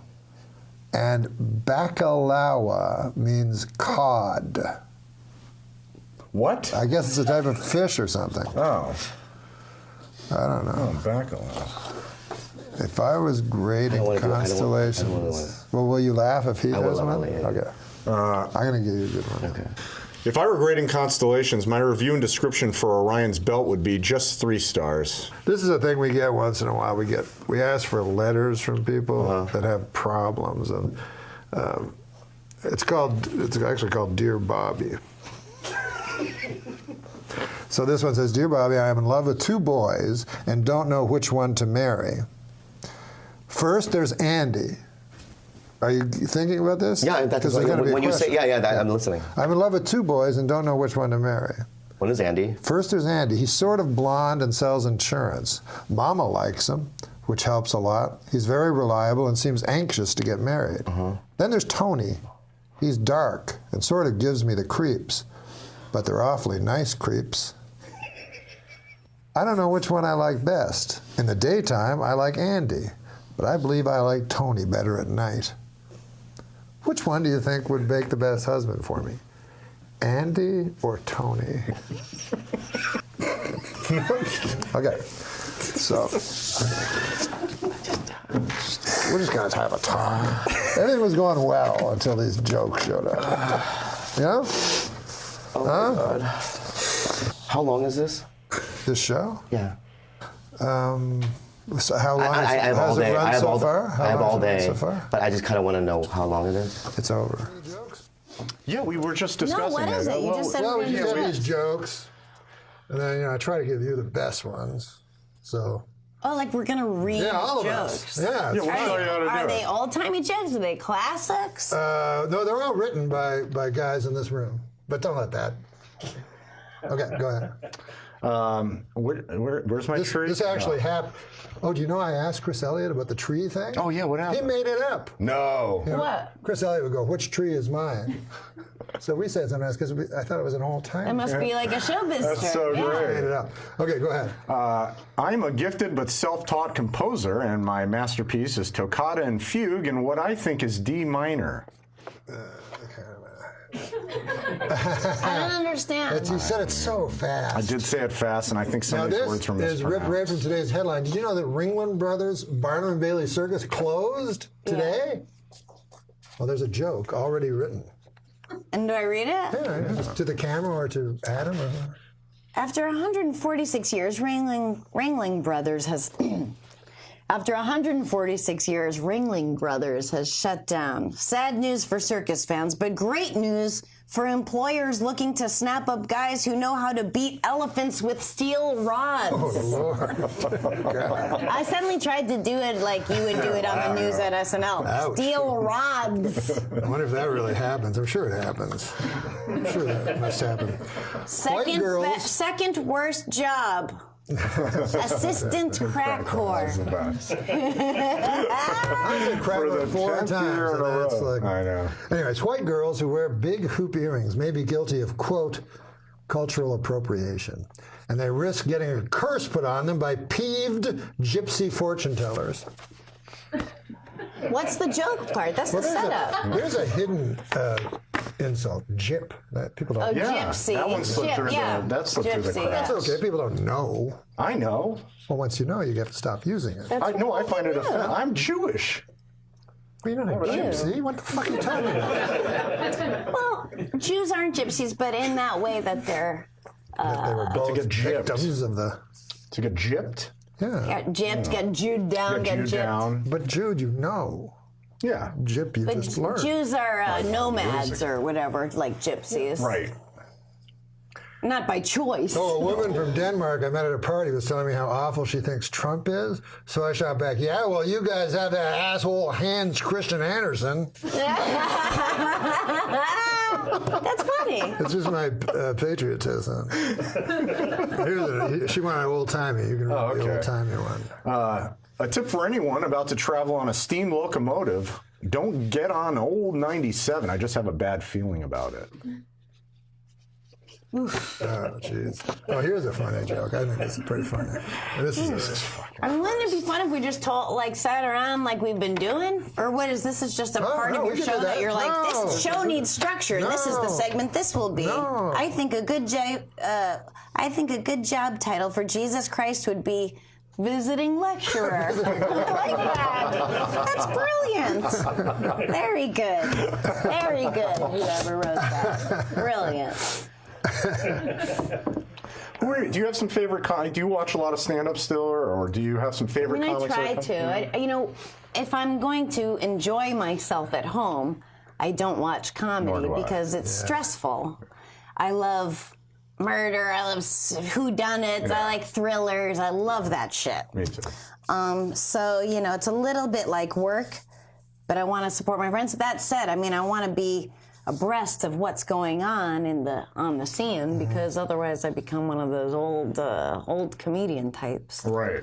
But you get desensitized sometimes, like something that brought you so much joy when you were young, and now you're like, oh, that's I see that trick, and you know what I mean? Like, yeah, but then there's a joy to this part of our lives too. It's pretty cool, and being able to understand it, have an ear for the kind of laugh. Like when you walk off stage, you go, yeah, I did well, but they were laughers. They were laughing at anything. Well, I always think of when you start, you must have a tin ear because I always thought I did well. Yeah. Of course I did.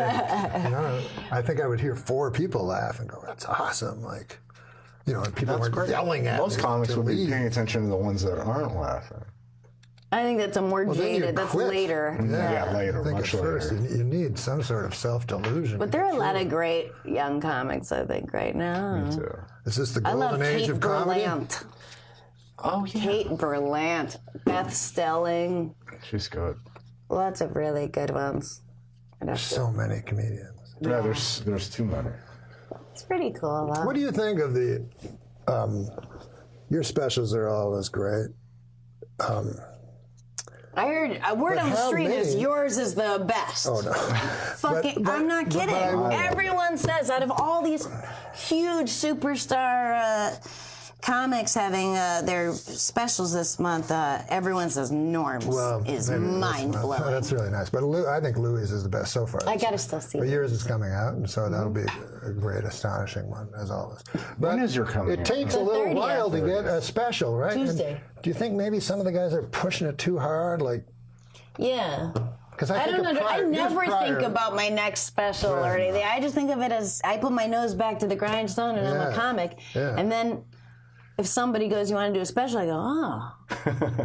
And then I go, oh, yeah, maybe I do. It's 10 years between my first 2 specials just because it didn't occur to me. Right. Well, you're doing other shows. Well, look at Pryor. He only did 3, and his third one wasn't even that good, and he's the best ever. So if he doesn't have that much to say, you know what I mean? Then what do we have to say? You know, do you really have 25 hours of stuff? I don't have an answer for that. Remember when HBO was around, you couldn't get a special because they had deals with guys. Dennis Miller, one a year. Rich We had the Jane, Young one a year. Comedian special. Were you on a Young Comedian special? No, Really? I really wish I was. Were you on one? Mm-mm. You just missed it, I think. It was before me. Fred, they should do that again. You started so young. Daniel was just saying that. Fred Stoller he's doing a documentary on the guys that were with him on his Young Comedian special. Who was that Drake Sazer, Yes. David Spade, Rob Schneider, Judd Apatow? Not Judd Apatow, no. Oh. Two other guys. What's her name? Jan Karam? Oh, Jan Karam. Oh, I remember watching that. It was fantastic. How do you do this? That was the funniest shit. Exercises. And then fucking Carson's getting all horny at the desk. Oh, he's great. How did she not destroy? The other one was Warren Thomas. So there rest in was peace. there was a suicide, a death from AIDS, Fred Stoller. I'm in poor Fred What to call Stoller. him, because Fred Stoller, you know, he tells me he always wanted to be a character actor, and that's what he is now. But he still seems. Yeah, that's true. I can't pick him at all. Like I remember, guys would get successful. I go, huh? What? You know? But it is funny. Like there are people who are like persistent in a way I would fucking never be, even if it meant not going as far, you know. But it's I think it's so sweaty and gross. You mean like telling people you're good? Or just like networking, you know, like that kind of thing. It's fucking gross. Palmers, But there are people they get successul that way. They should. But it doesn't mean, you know, then I see young comics that go, I'm going to bang on every door, call everyone I know, go up and say stuff and push to get on people's shows because that's what I heard so-and-so did, and that's what you have to do. And I go, no, you don't have to do it. You can just be like cool. You know? Wait for people to talk about that you're funny. That's exactly right. Show this year. I was when because me and Jay Moore and Sarah came together. But anyways, Jay Moore. We were hired on Saturday Night Live at the same time. That's Saturday Night Live. So Jay Moore had read this book. About the night he read it, when he threw the phone. Yeah, go on. Sorry. I'm sorry. I remember he was literally reading like Saturday Night, the book about Saturday Night Live, and he reads about, Bill Murray like throwing throwing a phone out the window, and they fucking pulled the phone out of the window, threw it out the window, and that's when they go, okay, you don't have to be a writer, you can just perform. But it's hanging. But I don't even think. Like where we were outside of it, so we had a perspective to see like, oh, you just read this and then you did it. I honestly think that he absorbed it and became it genuinely, you know? It's also part of his talent. It is. You know? Yeah. He's persistent. Hey, I remember hearing about you smoking a cigarette. This is how long ago? Smoking a cigarette in the writer's room, and Ian Maxtone Graham poured water on it. You punched him in the face. Oh, yeah, I heard that. Fred Wolf told me about that. People come from different backgrounds. No, but you know what I mean? You grow up in Canada, everybody fights and everybody... Yeah, you wear cleats on your hands, right? It is funny when you meet someone and you go, well, this person has never been punched in the face. Oh, there's he so told me many after now. he never fought. He was a foot taller than me. He was a big guy. And then I felt bad. I said, you never fought in your whole life? And then you pour water on a guy's head? Yeah, that's... Because he goes, oh, I didn't know that there were consequences to actions. But it is, I bet, in a way, right or wrong. A great guy and a funny guy. Yeah. But remember, it's funny because he was so hoity-toity, and he had never gotten his license because he had always been driven, and no. And the Harvard guys used to look down on him because he went to Brown. Meanwhile, none of us went to, or I didn't go to college. You did. No, I didn't go. So we were like the real scum of the art comics, but that they stole all our jokes from. Well, I read in Monty Python that Cleese and Chapman went to Cambridge. And Palin and Idle went to Oxford.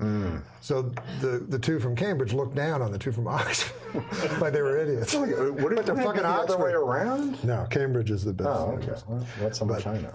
No, you think of Oxford the same way you think of Harvard, but it's actually Princeton. Hey, sweetheart. Yeah, but don't you realize when you're older, it's like, there are rich smart people, but it's really just rich people. Yep. I know smarter people that didn't go to college.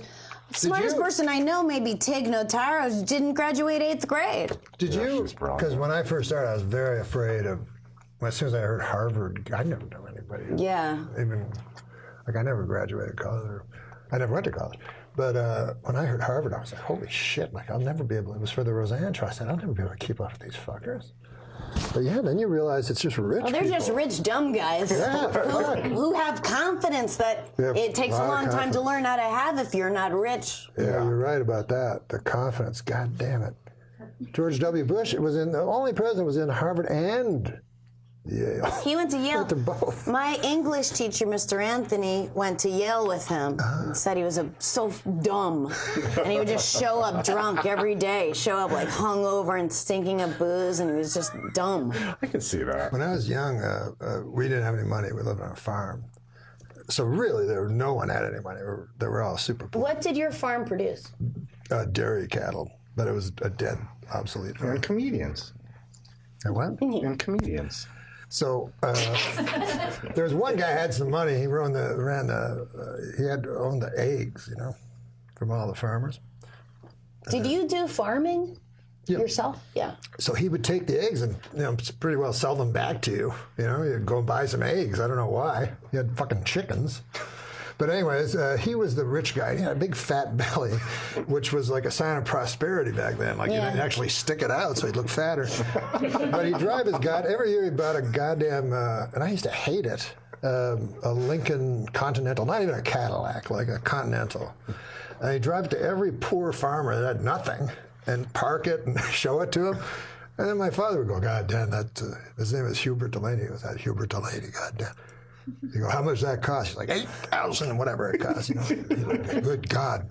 And just brag about his fucking car and then drive to the next guy's house and do the same.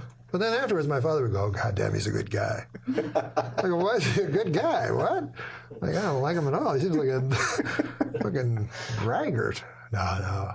My dad just fell and broke 2 ribs. He passed out from coughing really hard. Wow. And then he broke 2 ribs, and then he went to the hospital, and then they released him because it's just broken ribs. Yeah. Then he's at the pool the next day because he just swims every day. It's like a 10-year-old, And he still has all the EKG stickers all over him. I have a picture. He's just like this because he was too scared to pull them off because it hurt with the hair. I go, you have 2 broken ribs. You can't pull off those stickers. But he goes, the pool will pull them off. That's strong, though. God damn. Yeah, but he's in the pool swimming the next day after breaking 2 ribs. Do that. No. You'd be on your back. No, my dad never milk it for complains. So months. Daniel's seen his feet. He has really deformed feet. He just had to get 2 toes removed. I go, what toes did they remove? And this is the only way he knows them. He goes, the one who went to market and the one who had none. What ones are those? He goes, they're those. That's fucking great. I don't know which ones those are, actually. I think they're the last ones, right? The last 2. No, one had fucking roast beef. Thank goodness it was not. Oh, it was the one who went to the one who had roast beef, and the one who went to market. The one who had none is the pinky, but he still has that. And that's our show. Thank you. Good night. Thanks, Sarah. Thank you so much. Well, they want us to do jokes. Let's do some jokes. What What are we doing, man? Should I do it as a funny character? Sure. A new study shows dogs can tell when people are doling out fake praise. So I guess that's the one thing that differentiates my dog from Adam Idget. Who's Adam Idget? Oh. Just a funny name. Oh, just a funny name? Okay, all right. Oh, what about this one? That's funny. Where you go? I'll do the next one. Okay. This as Garth? No, just do yourself. You know what they say, opinions are like assholes. I want to suck them all. Oh, he just. You want to suck asshole? He just edited it. See, that's the writer in you. No, listen, my girlfriend's suck. mad at me right now. Last night when we were having sex, I yelled the name of her ex-boyfriend. Nice fella. Oh, I love the nice fella. I always like that old joke of like, yeah, he's a little vain. When he has an orgasm, he yells out his own name. Oh, that's right. I always like that one. Or I don't fold. Yeah, the woman says, yeah, I want 10 inches. I don't fold it in half for anybody. I think First Lady what's her name? I think the First Lady, Melania. Was that her name? Melania Trump. Oh, I think the First Lady, Melania Trump, puts up with a lot from her husband. But he's able to get away with it because he's president and he's rich and he has a huge cock. Come on, let's do it, baby. Let's do it, okay? You never get erection, Mr. Donald Trumpy person. Every time you try to have sex, you never have erection, Mr. Donald President person. Why do you say person twice? Why do you say person twice? Because that's what I call you, Mr. Donald President person. Come on, baby. Come on, let's do it. No, Mr. Donald President person. Yeah, makes me happy. Now that makes me happy. Just that she says person twice makes me very happy. You know? Adam Idget is him. Oh, I didn't know that's your last name. His name is Adam Egget. Egget. So I had no idea you were Adam Egget. I forget sometimes. Okay. I'm not saying that your trusty sidekick, Adam Egget, is dumb, but on his contract where it said sign here, he wrote Capricorn. To a letterman. That's so dumb. Good heavens. Oh, dear. Oh, one story dear. from the book of Hadith reports how the Prophet Muhammad joked with a boy called Abu Umayyah, who was playing with a small sparrow. One day, the Prophet saw the child looking sad, so asked, "Why do I see Abu Umayyah looking sad?" One of the villagers told him, "The Nugar sparrow, which he used to play with, has died." Whereupon the Prophet began to gently joke with the child to bring him out of his melancholy, saying, "Oh, Abu Umayyah, what happened to the Nugahayar?" Note, in Arabic, this is a play on words because of the rhyme between the boy's name, Abu Umayyah, and that of the bird, Nugahayar, being the diminutive of Nugar. That's not what I was expecting. It could keep going on. Yeah. This is it? No, that's your joke. Oh, my God. You want me to read this whole thing? All right. I will. Jesus. Okay. Okay. A man boarded an airplane and took his seat. As he settled in, he glanced up and saw the most beautiful woman boarding the plane. He soon realized she was heading straight toward his seat. As fate would have it, she took the seat right beside his. Eager to strike up a conversation, he blurted out, "Business trip or pleasure?" She turned and smiled and said, "Business. I'm going to the annual Nymphomaniacs of America convention in Boston." He swallowed hard. Here was the most gorgeous woman he had ever seen sitting next to him, and she was going to a meeting of nymphomaniacs. Struggling to maintain his composure, he calmly asked, "What's your business at this convention?" Lecture. I use the information that I've learned from my personal experiences to debunk some of the popular myths about sexuality. Really, he said, and what kind of myths are there? Well, one popular myth is that African-American men are the most well-endowed of all men. I've heard that. When in fact, it is the Native American Indian who is most likely to possess that trait. Another popular myth is that Frenchmen are the best lovers when actually it is men of Jewish descent who are the best. I have also discovered that the lover with the absolutely the best stamina is the Southern redneck. Suddenly the woman became a little uncomfortable and blushed. "I'm sorry," she said. "I shouldn't really be discussing all this with you. I don't even know your name." "Tonto," the man said. "Tonto Goldstein, but my friends called me Bubba." Whoa! David Therapy, everybody. Ladies and gentlemen, I'll clap for myself. Not even different in Well, I America. can't say my friend's name, but he said his biggest fear is that ISIS or some terrorist group like that would get a hold of a dirty bomb and explode it over a major city within the United States and kill tens of millions of people. Because then the blowback against innocent Muslims would be absolutely terrible. Mm-hmm. Yeah, that's horrific. That's true. Okay, let's do some jokes. That went well, Josh.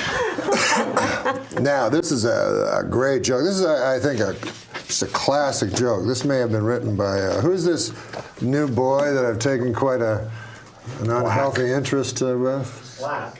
Huh? Scott Black. Scott Black. Black. Anyways, I really like this Black. See what you think of this joke. If you could just speak this joke out loud into that camera. Okay. You don't have to read ahead, or you can if you like. I'm taking a fascinating class. Try to, use your comic timing and delivery.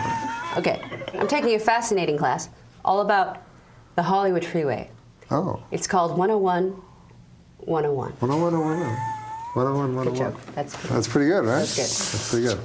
Here's what Mrs. Donald J. Trump, fresh from a plagiarism scandal, is facing a different kind of heat. A racy photo spread from 95 has emerged with photos of Melania Trump lying nude in a bed as another naked model embraces her from behind, just below her breasts, which are fully exposed. Another photo shows the other naked model in sheer stockings, a low-cut bustier, and high heels, raising a whip as if preparing to spank Melania, who pretends to recoil. Geez, who does Melania think she is, Mamie Eisenhower?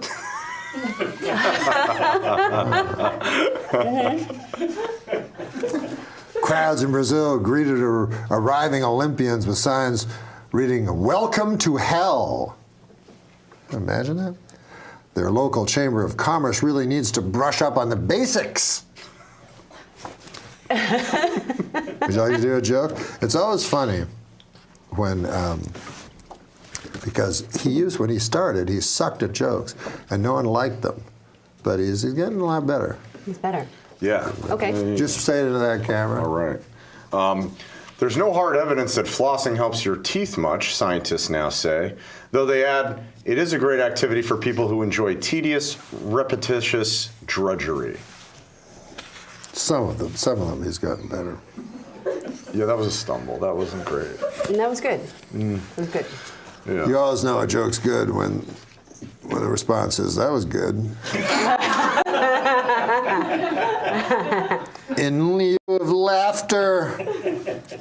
Oh, what about New York City? Apparently, horse manure has taken over New York City.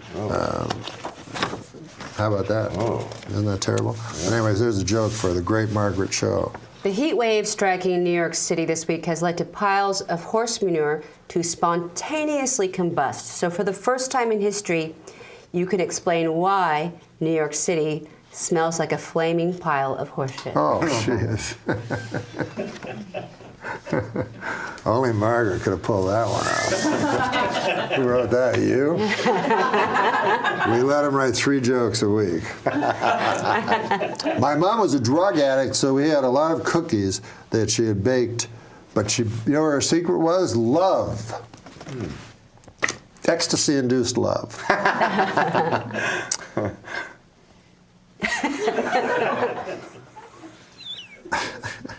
Now, you should read ahead on this one. But I think this would be a good joke for you. TBS. Well, you're not reading ahead. Oh. TBS is developing a Notorious B.I.G. inspired comedy series, which I guess explains their new slogan, TBS fucking dog shit. I don't know. Sometimes you don't want to say that because then TBS will phone you and say, "We're interested in what's that?"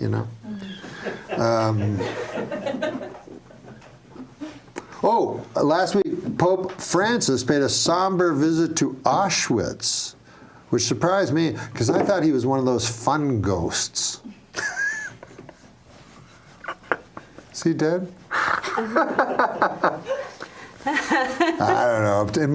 In my time, they died. They didn't retire. You know what I mean? Go back to their first love. Jesus. August 4th is the birthday of the great poet Percy Shelley. You like Shelley? I do. Yeah. Jazz great Louis Armstrong. Who doesn't like Louis Armstrong? Huh? Well, not you, but but it's not personal. It's the entire. No. And the day in 1882 that Lizzie Borden grabbed the axe and did her best Paul Bunyan impression,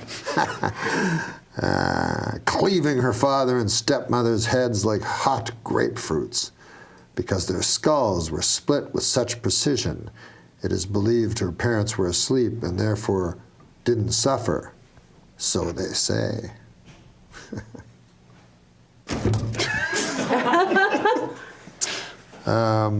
So anyways. Was that a joke?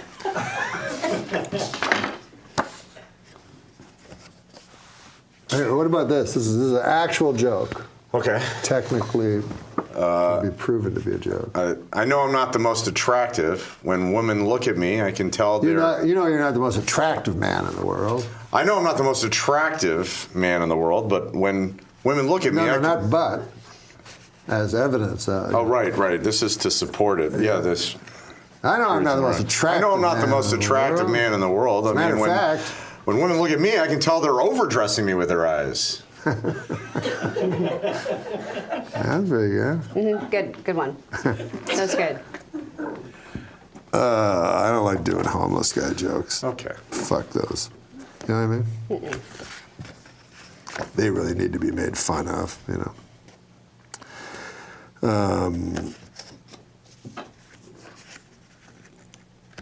You guys talk. Are you going to read all those jokes? Oh, no. Oh, no. These are just going to go into a pile for use on Didn't your later. cousin have trouble during the war on drugs? My cousin got a Purple Heart during the war on drugs. Well, that's good. After he tragically overdosed on cocaine. Oh.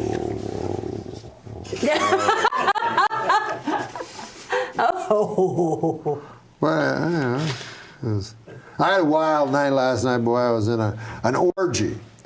It was me, my iPad, my laptop, and TV while my phone watched. It's more of a comment, really.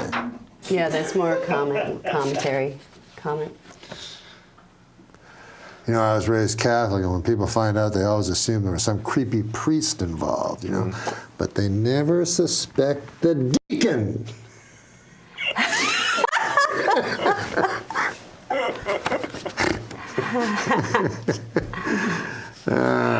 Were you raised in a broken home? I heard that from somebody. Yes, I was raised in a broken home. My father was a drunk carpenter.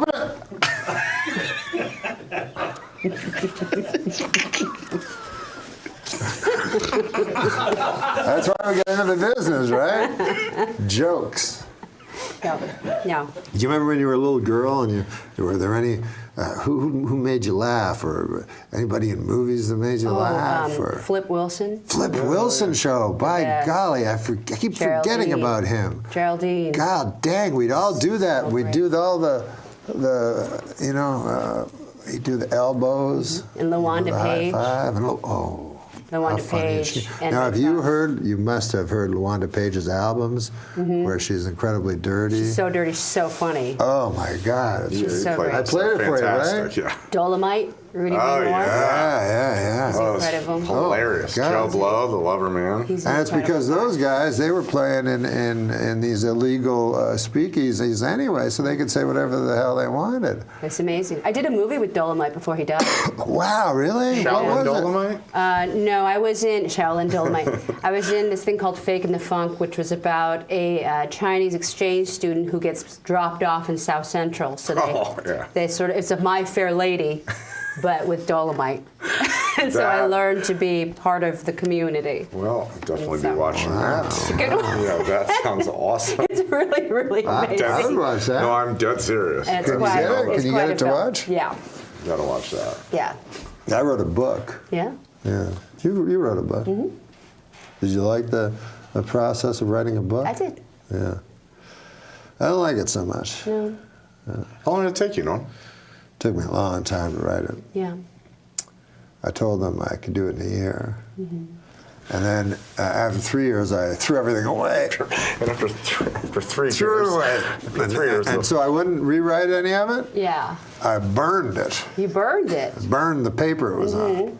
Yeah. I don't use a computer or anything. You just burn the paper. Burned all the paper so that I wouldn't be, use any scraps of little clever lines I had or anything like that. But anyways, it's finally coming out. And I have to get my American citizenship. Oh, you haven't got that yet. I told them I had it. Okay.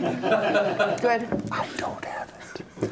And I need it, or I can't win a National Book Award. Oh. Now you need it. I need it, but it takes a long time.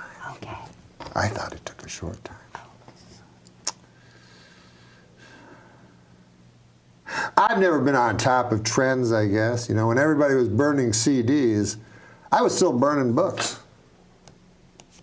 Were people burning CDs for a while? Yeah. Yeah, on their computers. Yeah, it was like making mixtapes. Yeah, so you'd burn a CD. Huh.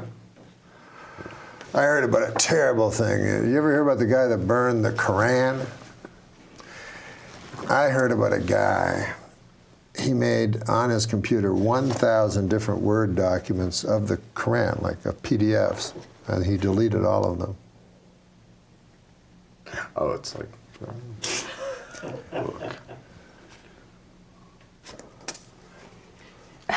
Anyways,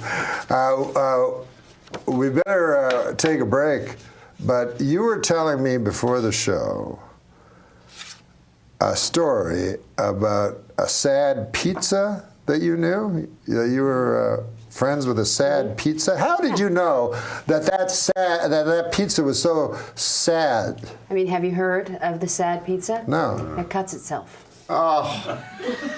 Oh. That is sad. Thank you for making us laugh for so long. Jesus Christ, I'm trying to... This is just going south. God damn. Feather number 2. Well, this is a Tim Allen question from Steve O'Donnell.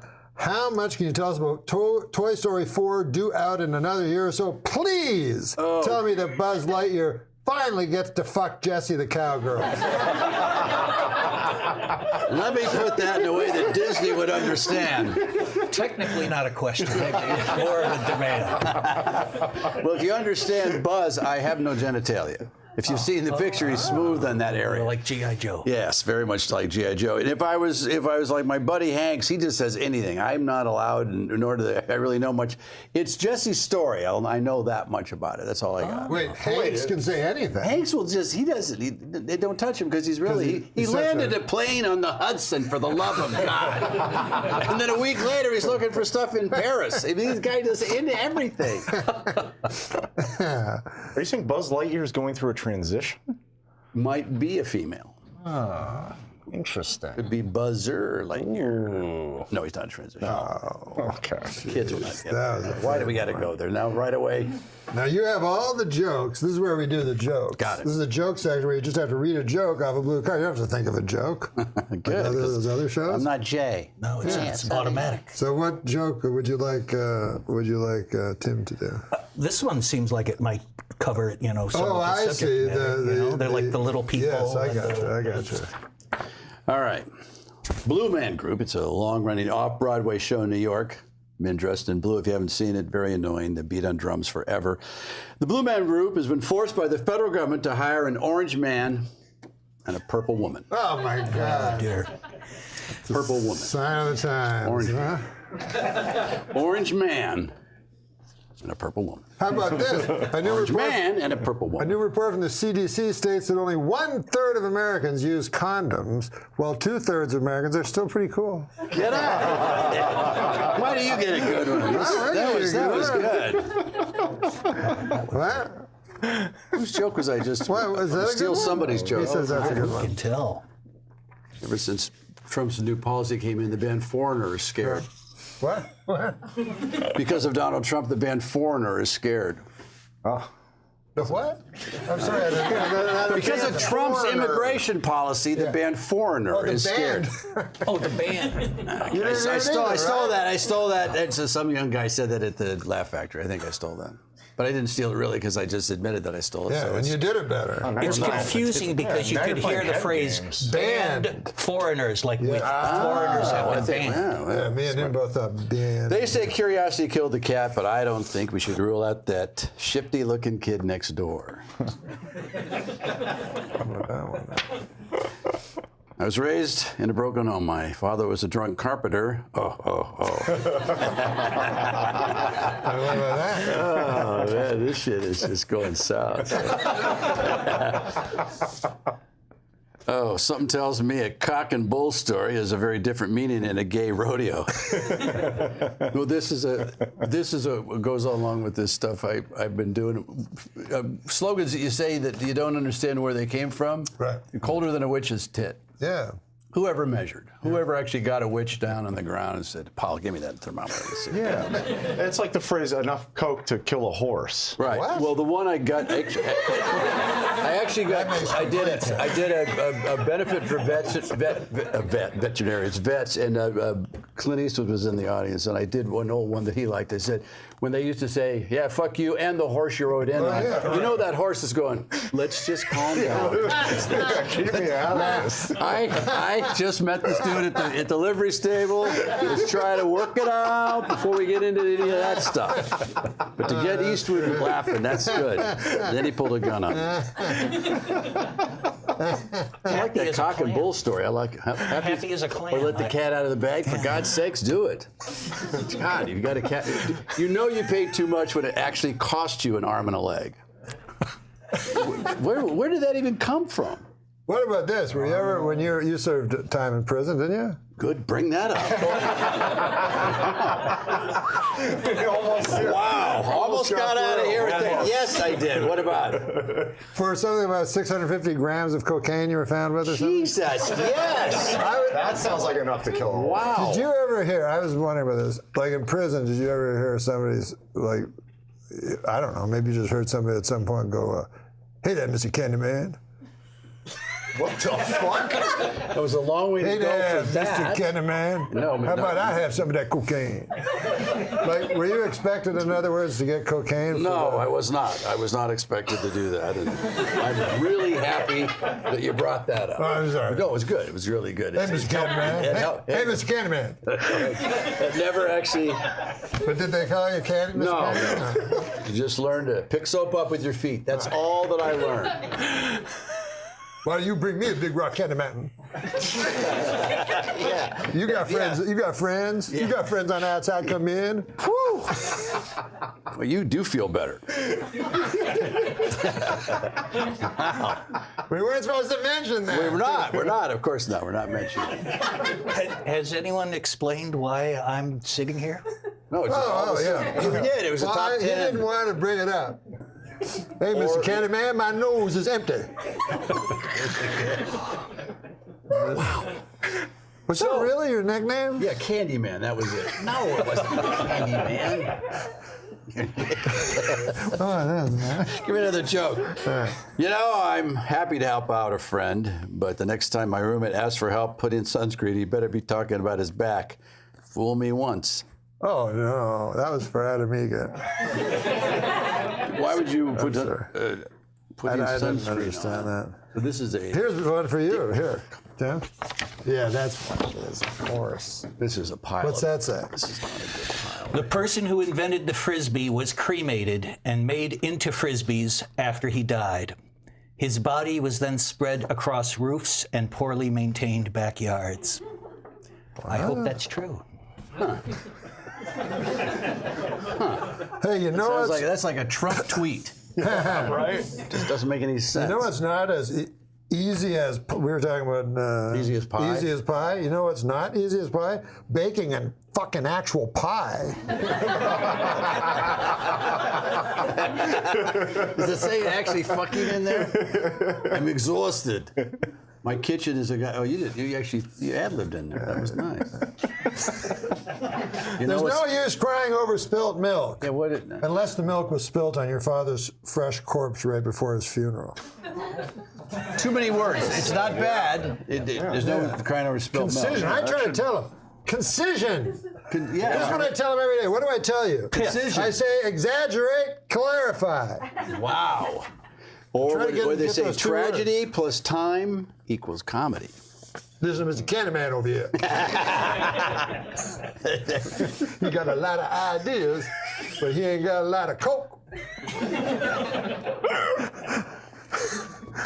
You weren't sentenced for 650 grams of ideas. Wow. You do feel better. A New Mexico man was arrested for urinating on a family at a Metallica concert, or as Adam Egget knows, it's called foreplay. Oh, It is. Yeah, it is. hey, you were talking about Who's Adam Egget? That's the problem. That's the problem. We forgot to introduce you. But here's a thing you were talking about how things start, how sayings start. When I grew up, my family was so poor. Yeah, it was. We didn't have a pot to piss in, so we pissed in other people's pots. We'd break into houses in the dead of night, find the people's pots, and take a giant piss in them because we had accumulated full bladders from holding our urine all day long, waiting to piss in people's pots.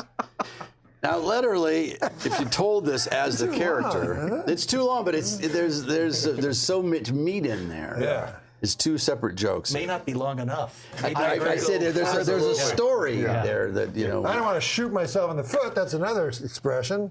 Oh boy, here we go. Nothing funny about Nazis. No, you can't even talk. You can't even say Nazis. The only thing about Nazis I've used is. Wait, I haven't said that. I don't want to shoot myself in the foot, but my left big toe is a neo-Nazi.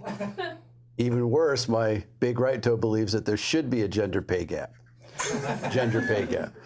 You can't. Hitler's just not funny. Still, it's not enough time. Except he did kill the mustache style. Allegedly. Oh, he did? No, but yeah, I've been around Aryan Nation guys in prison that would that tattoo "fuck you" on their forehead. Still wouldn't go that far.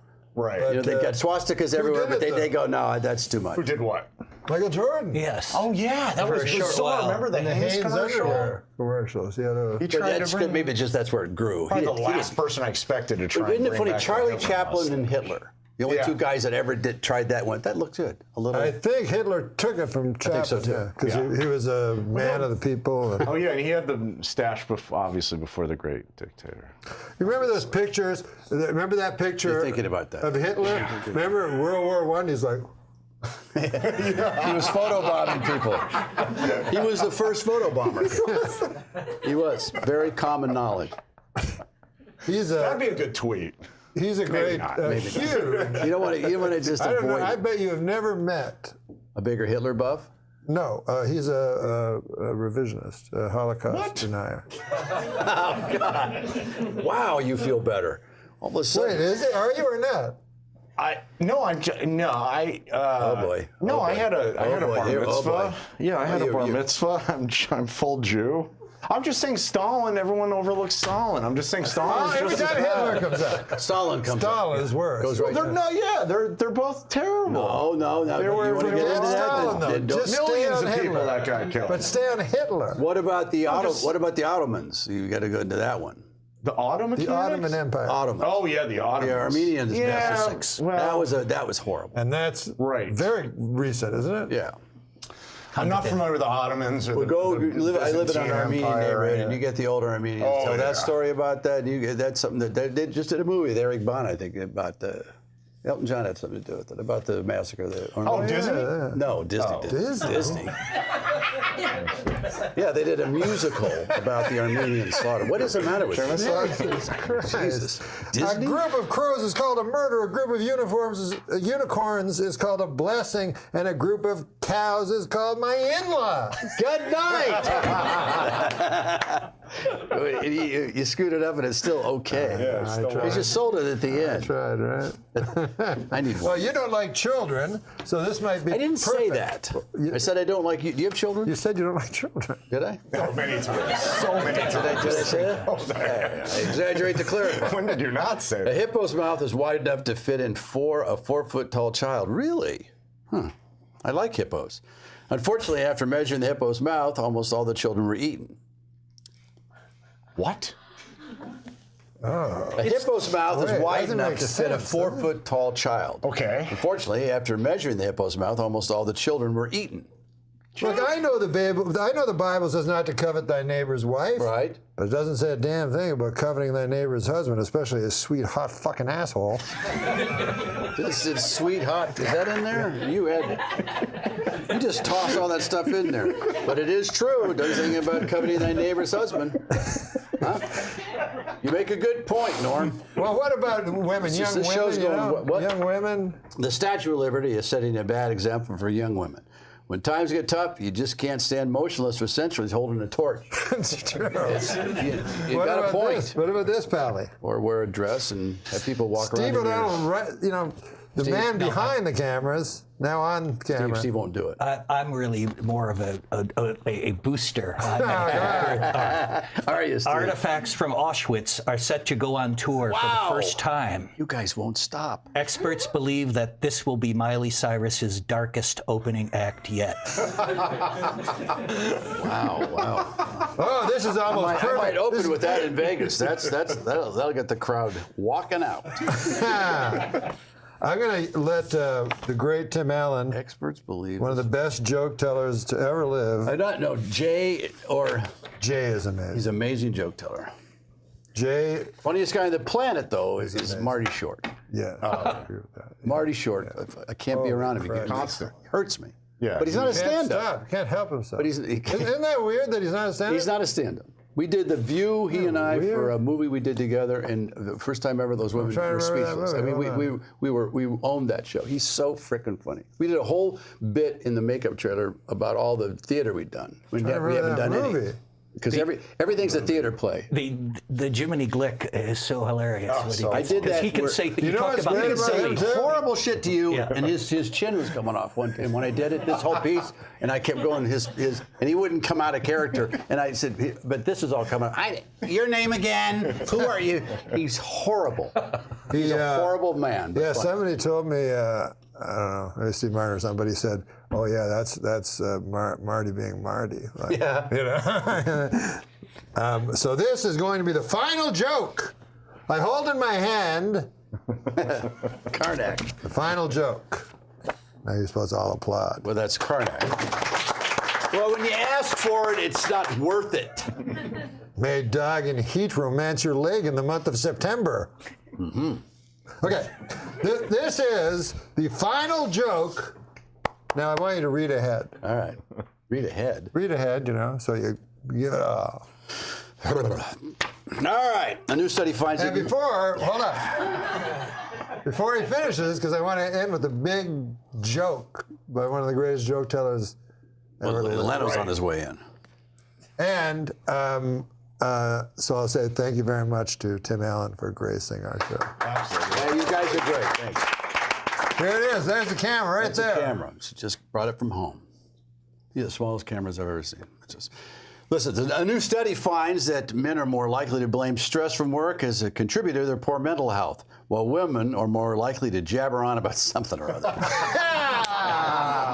Why do you give me that one all of a sudden?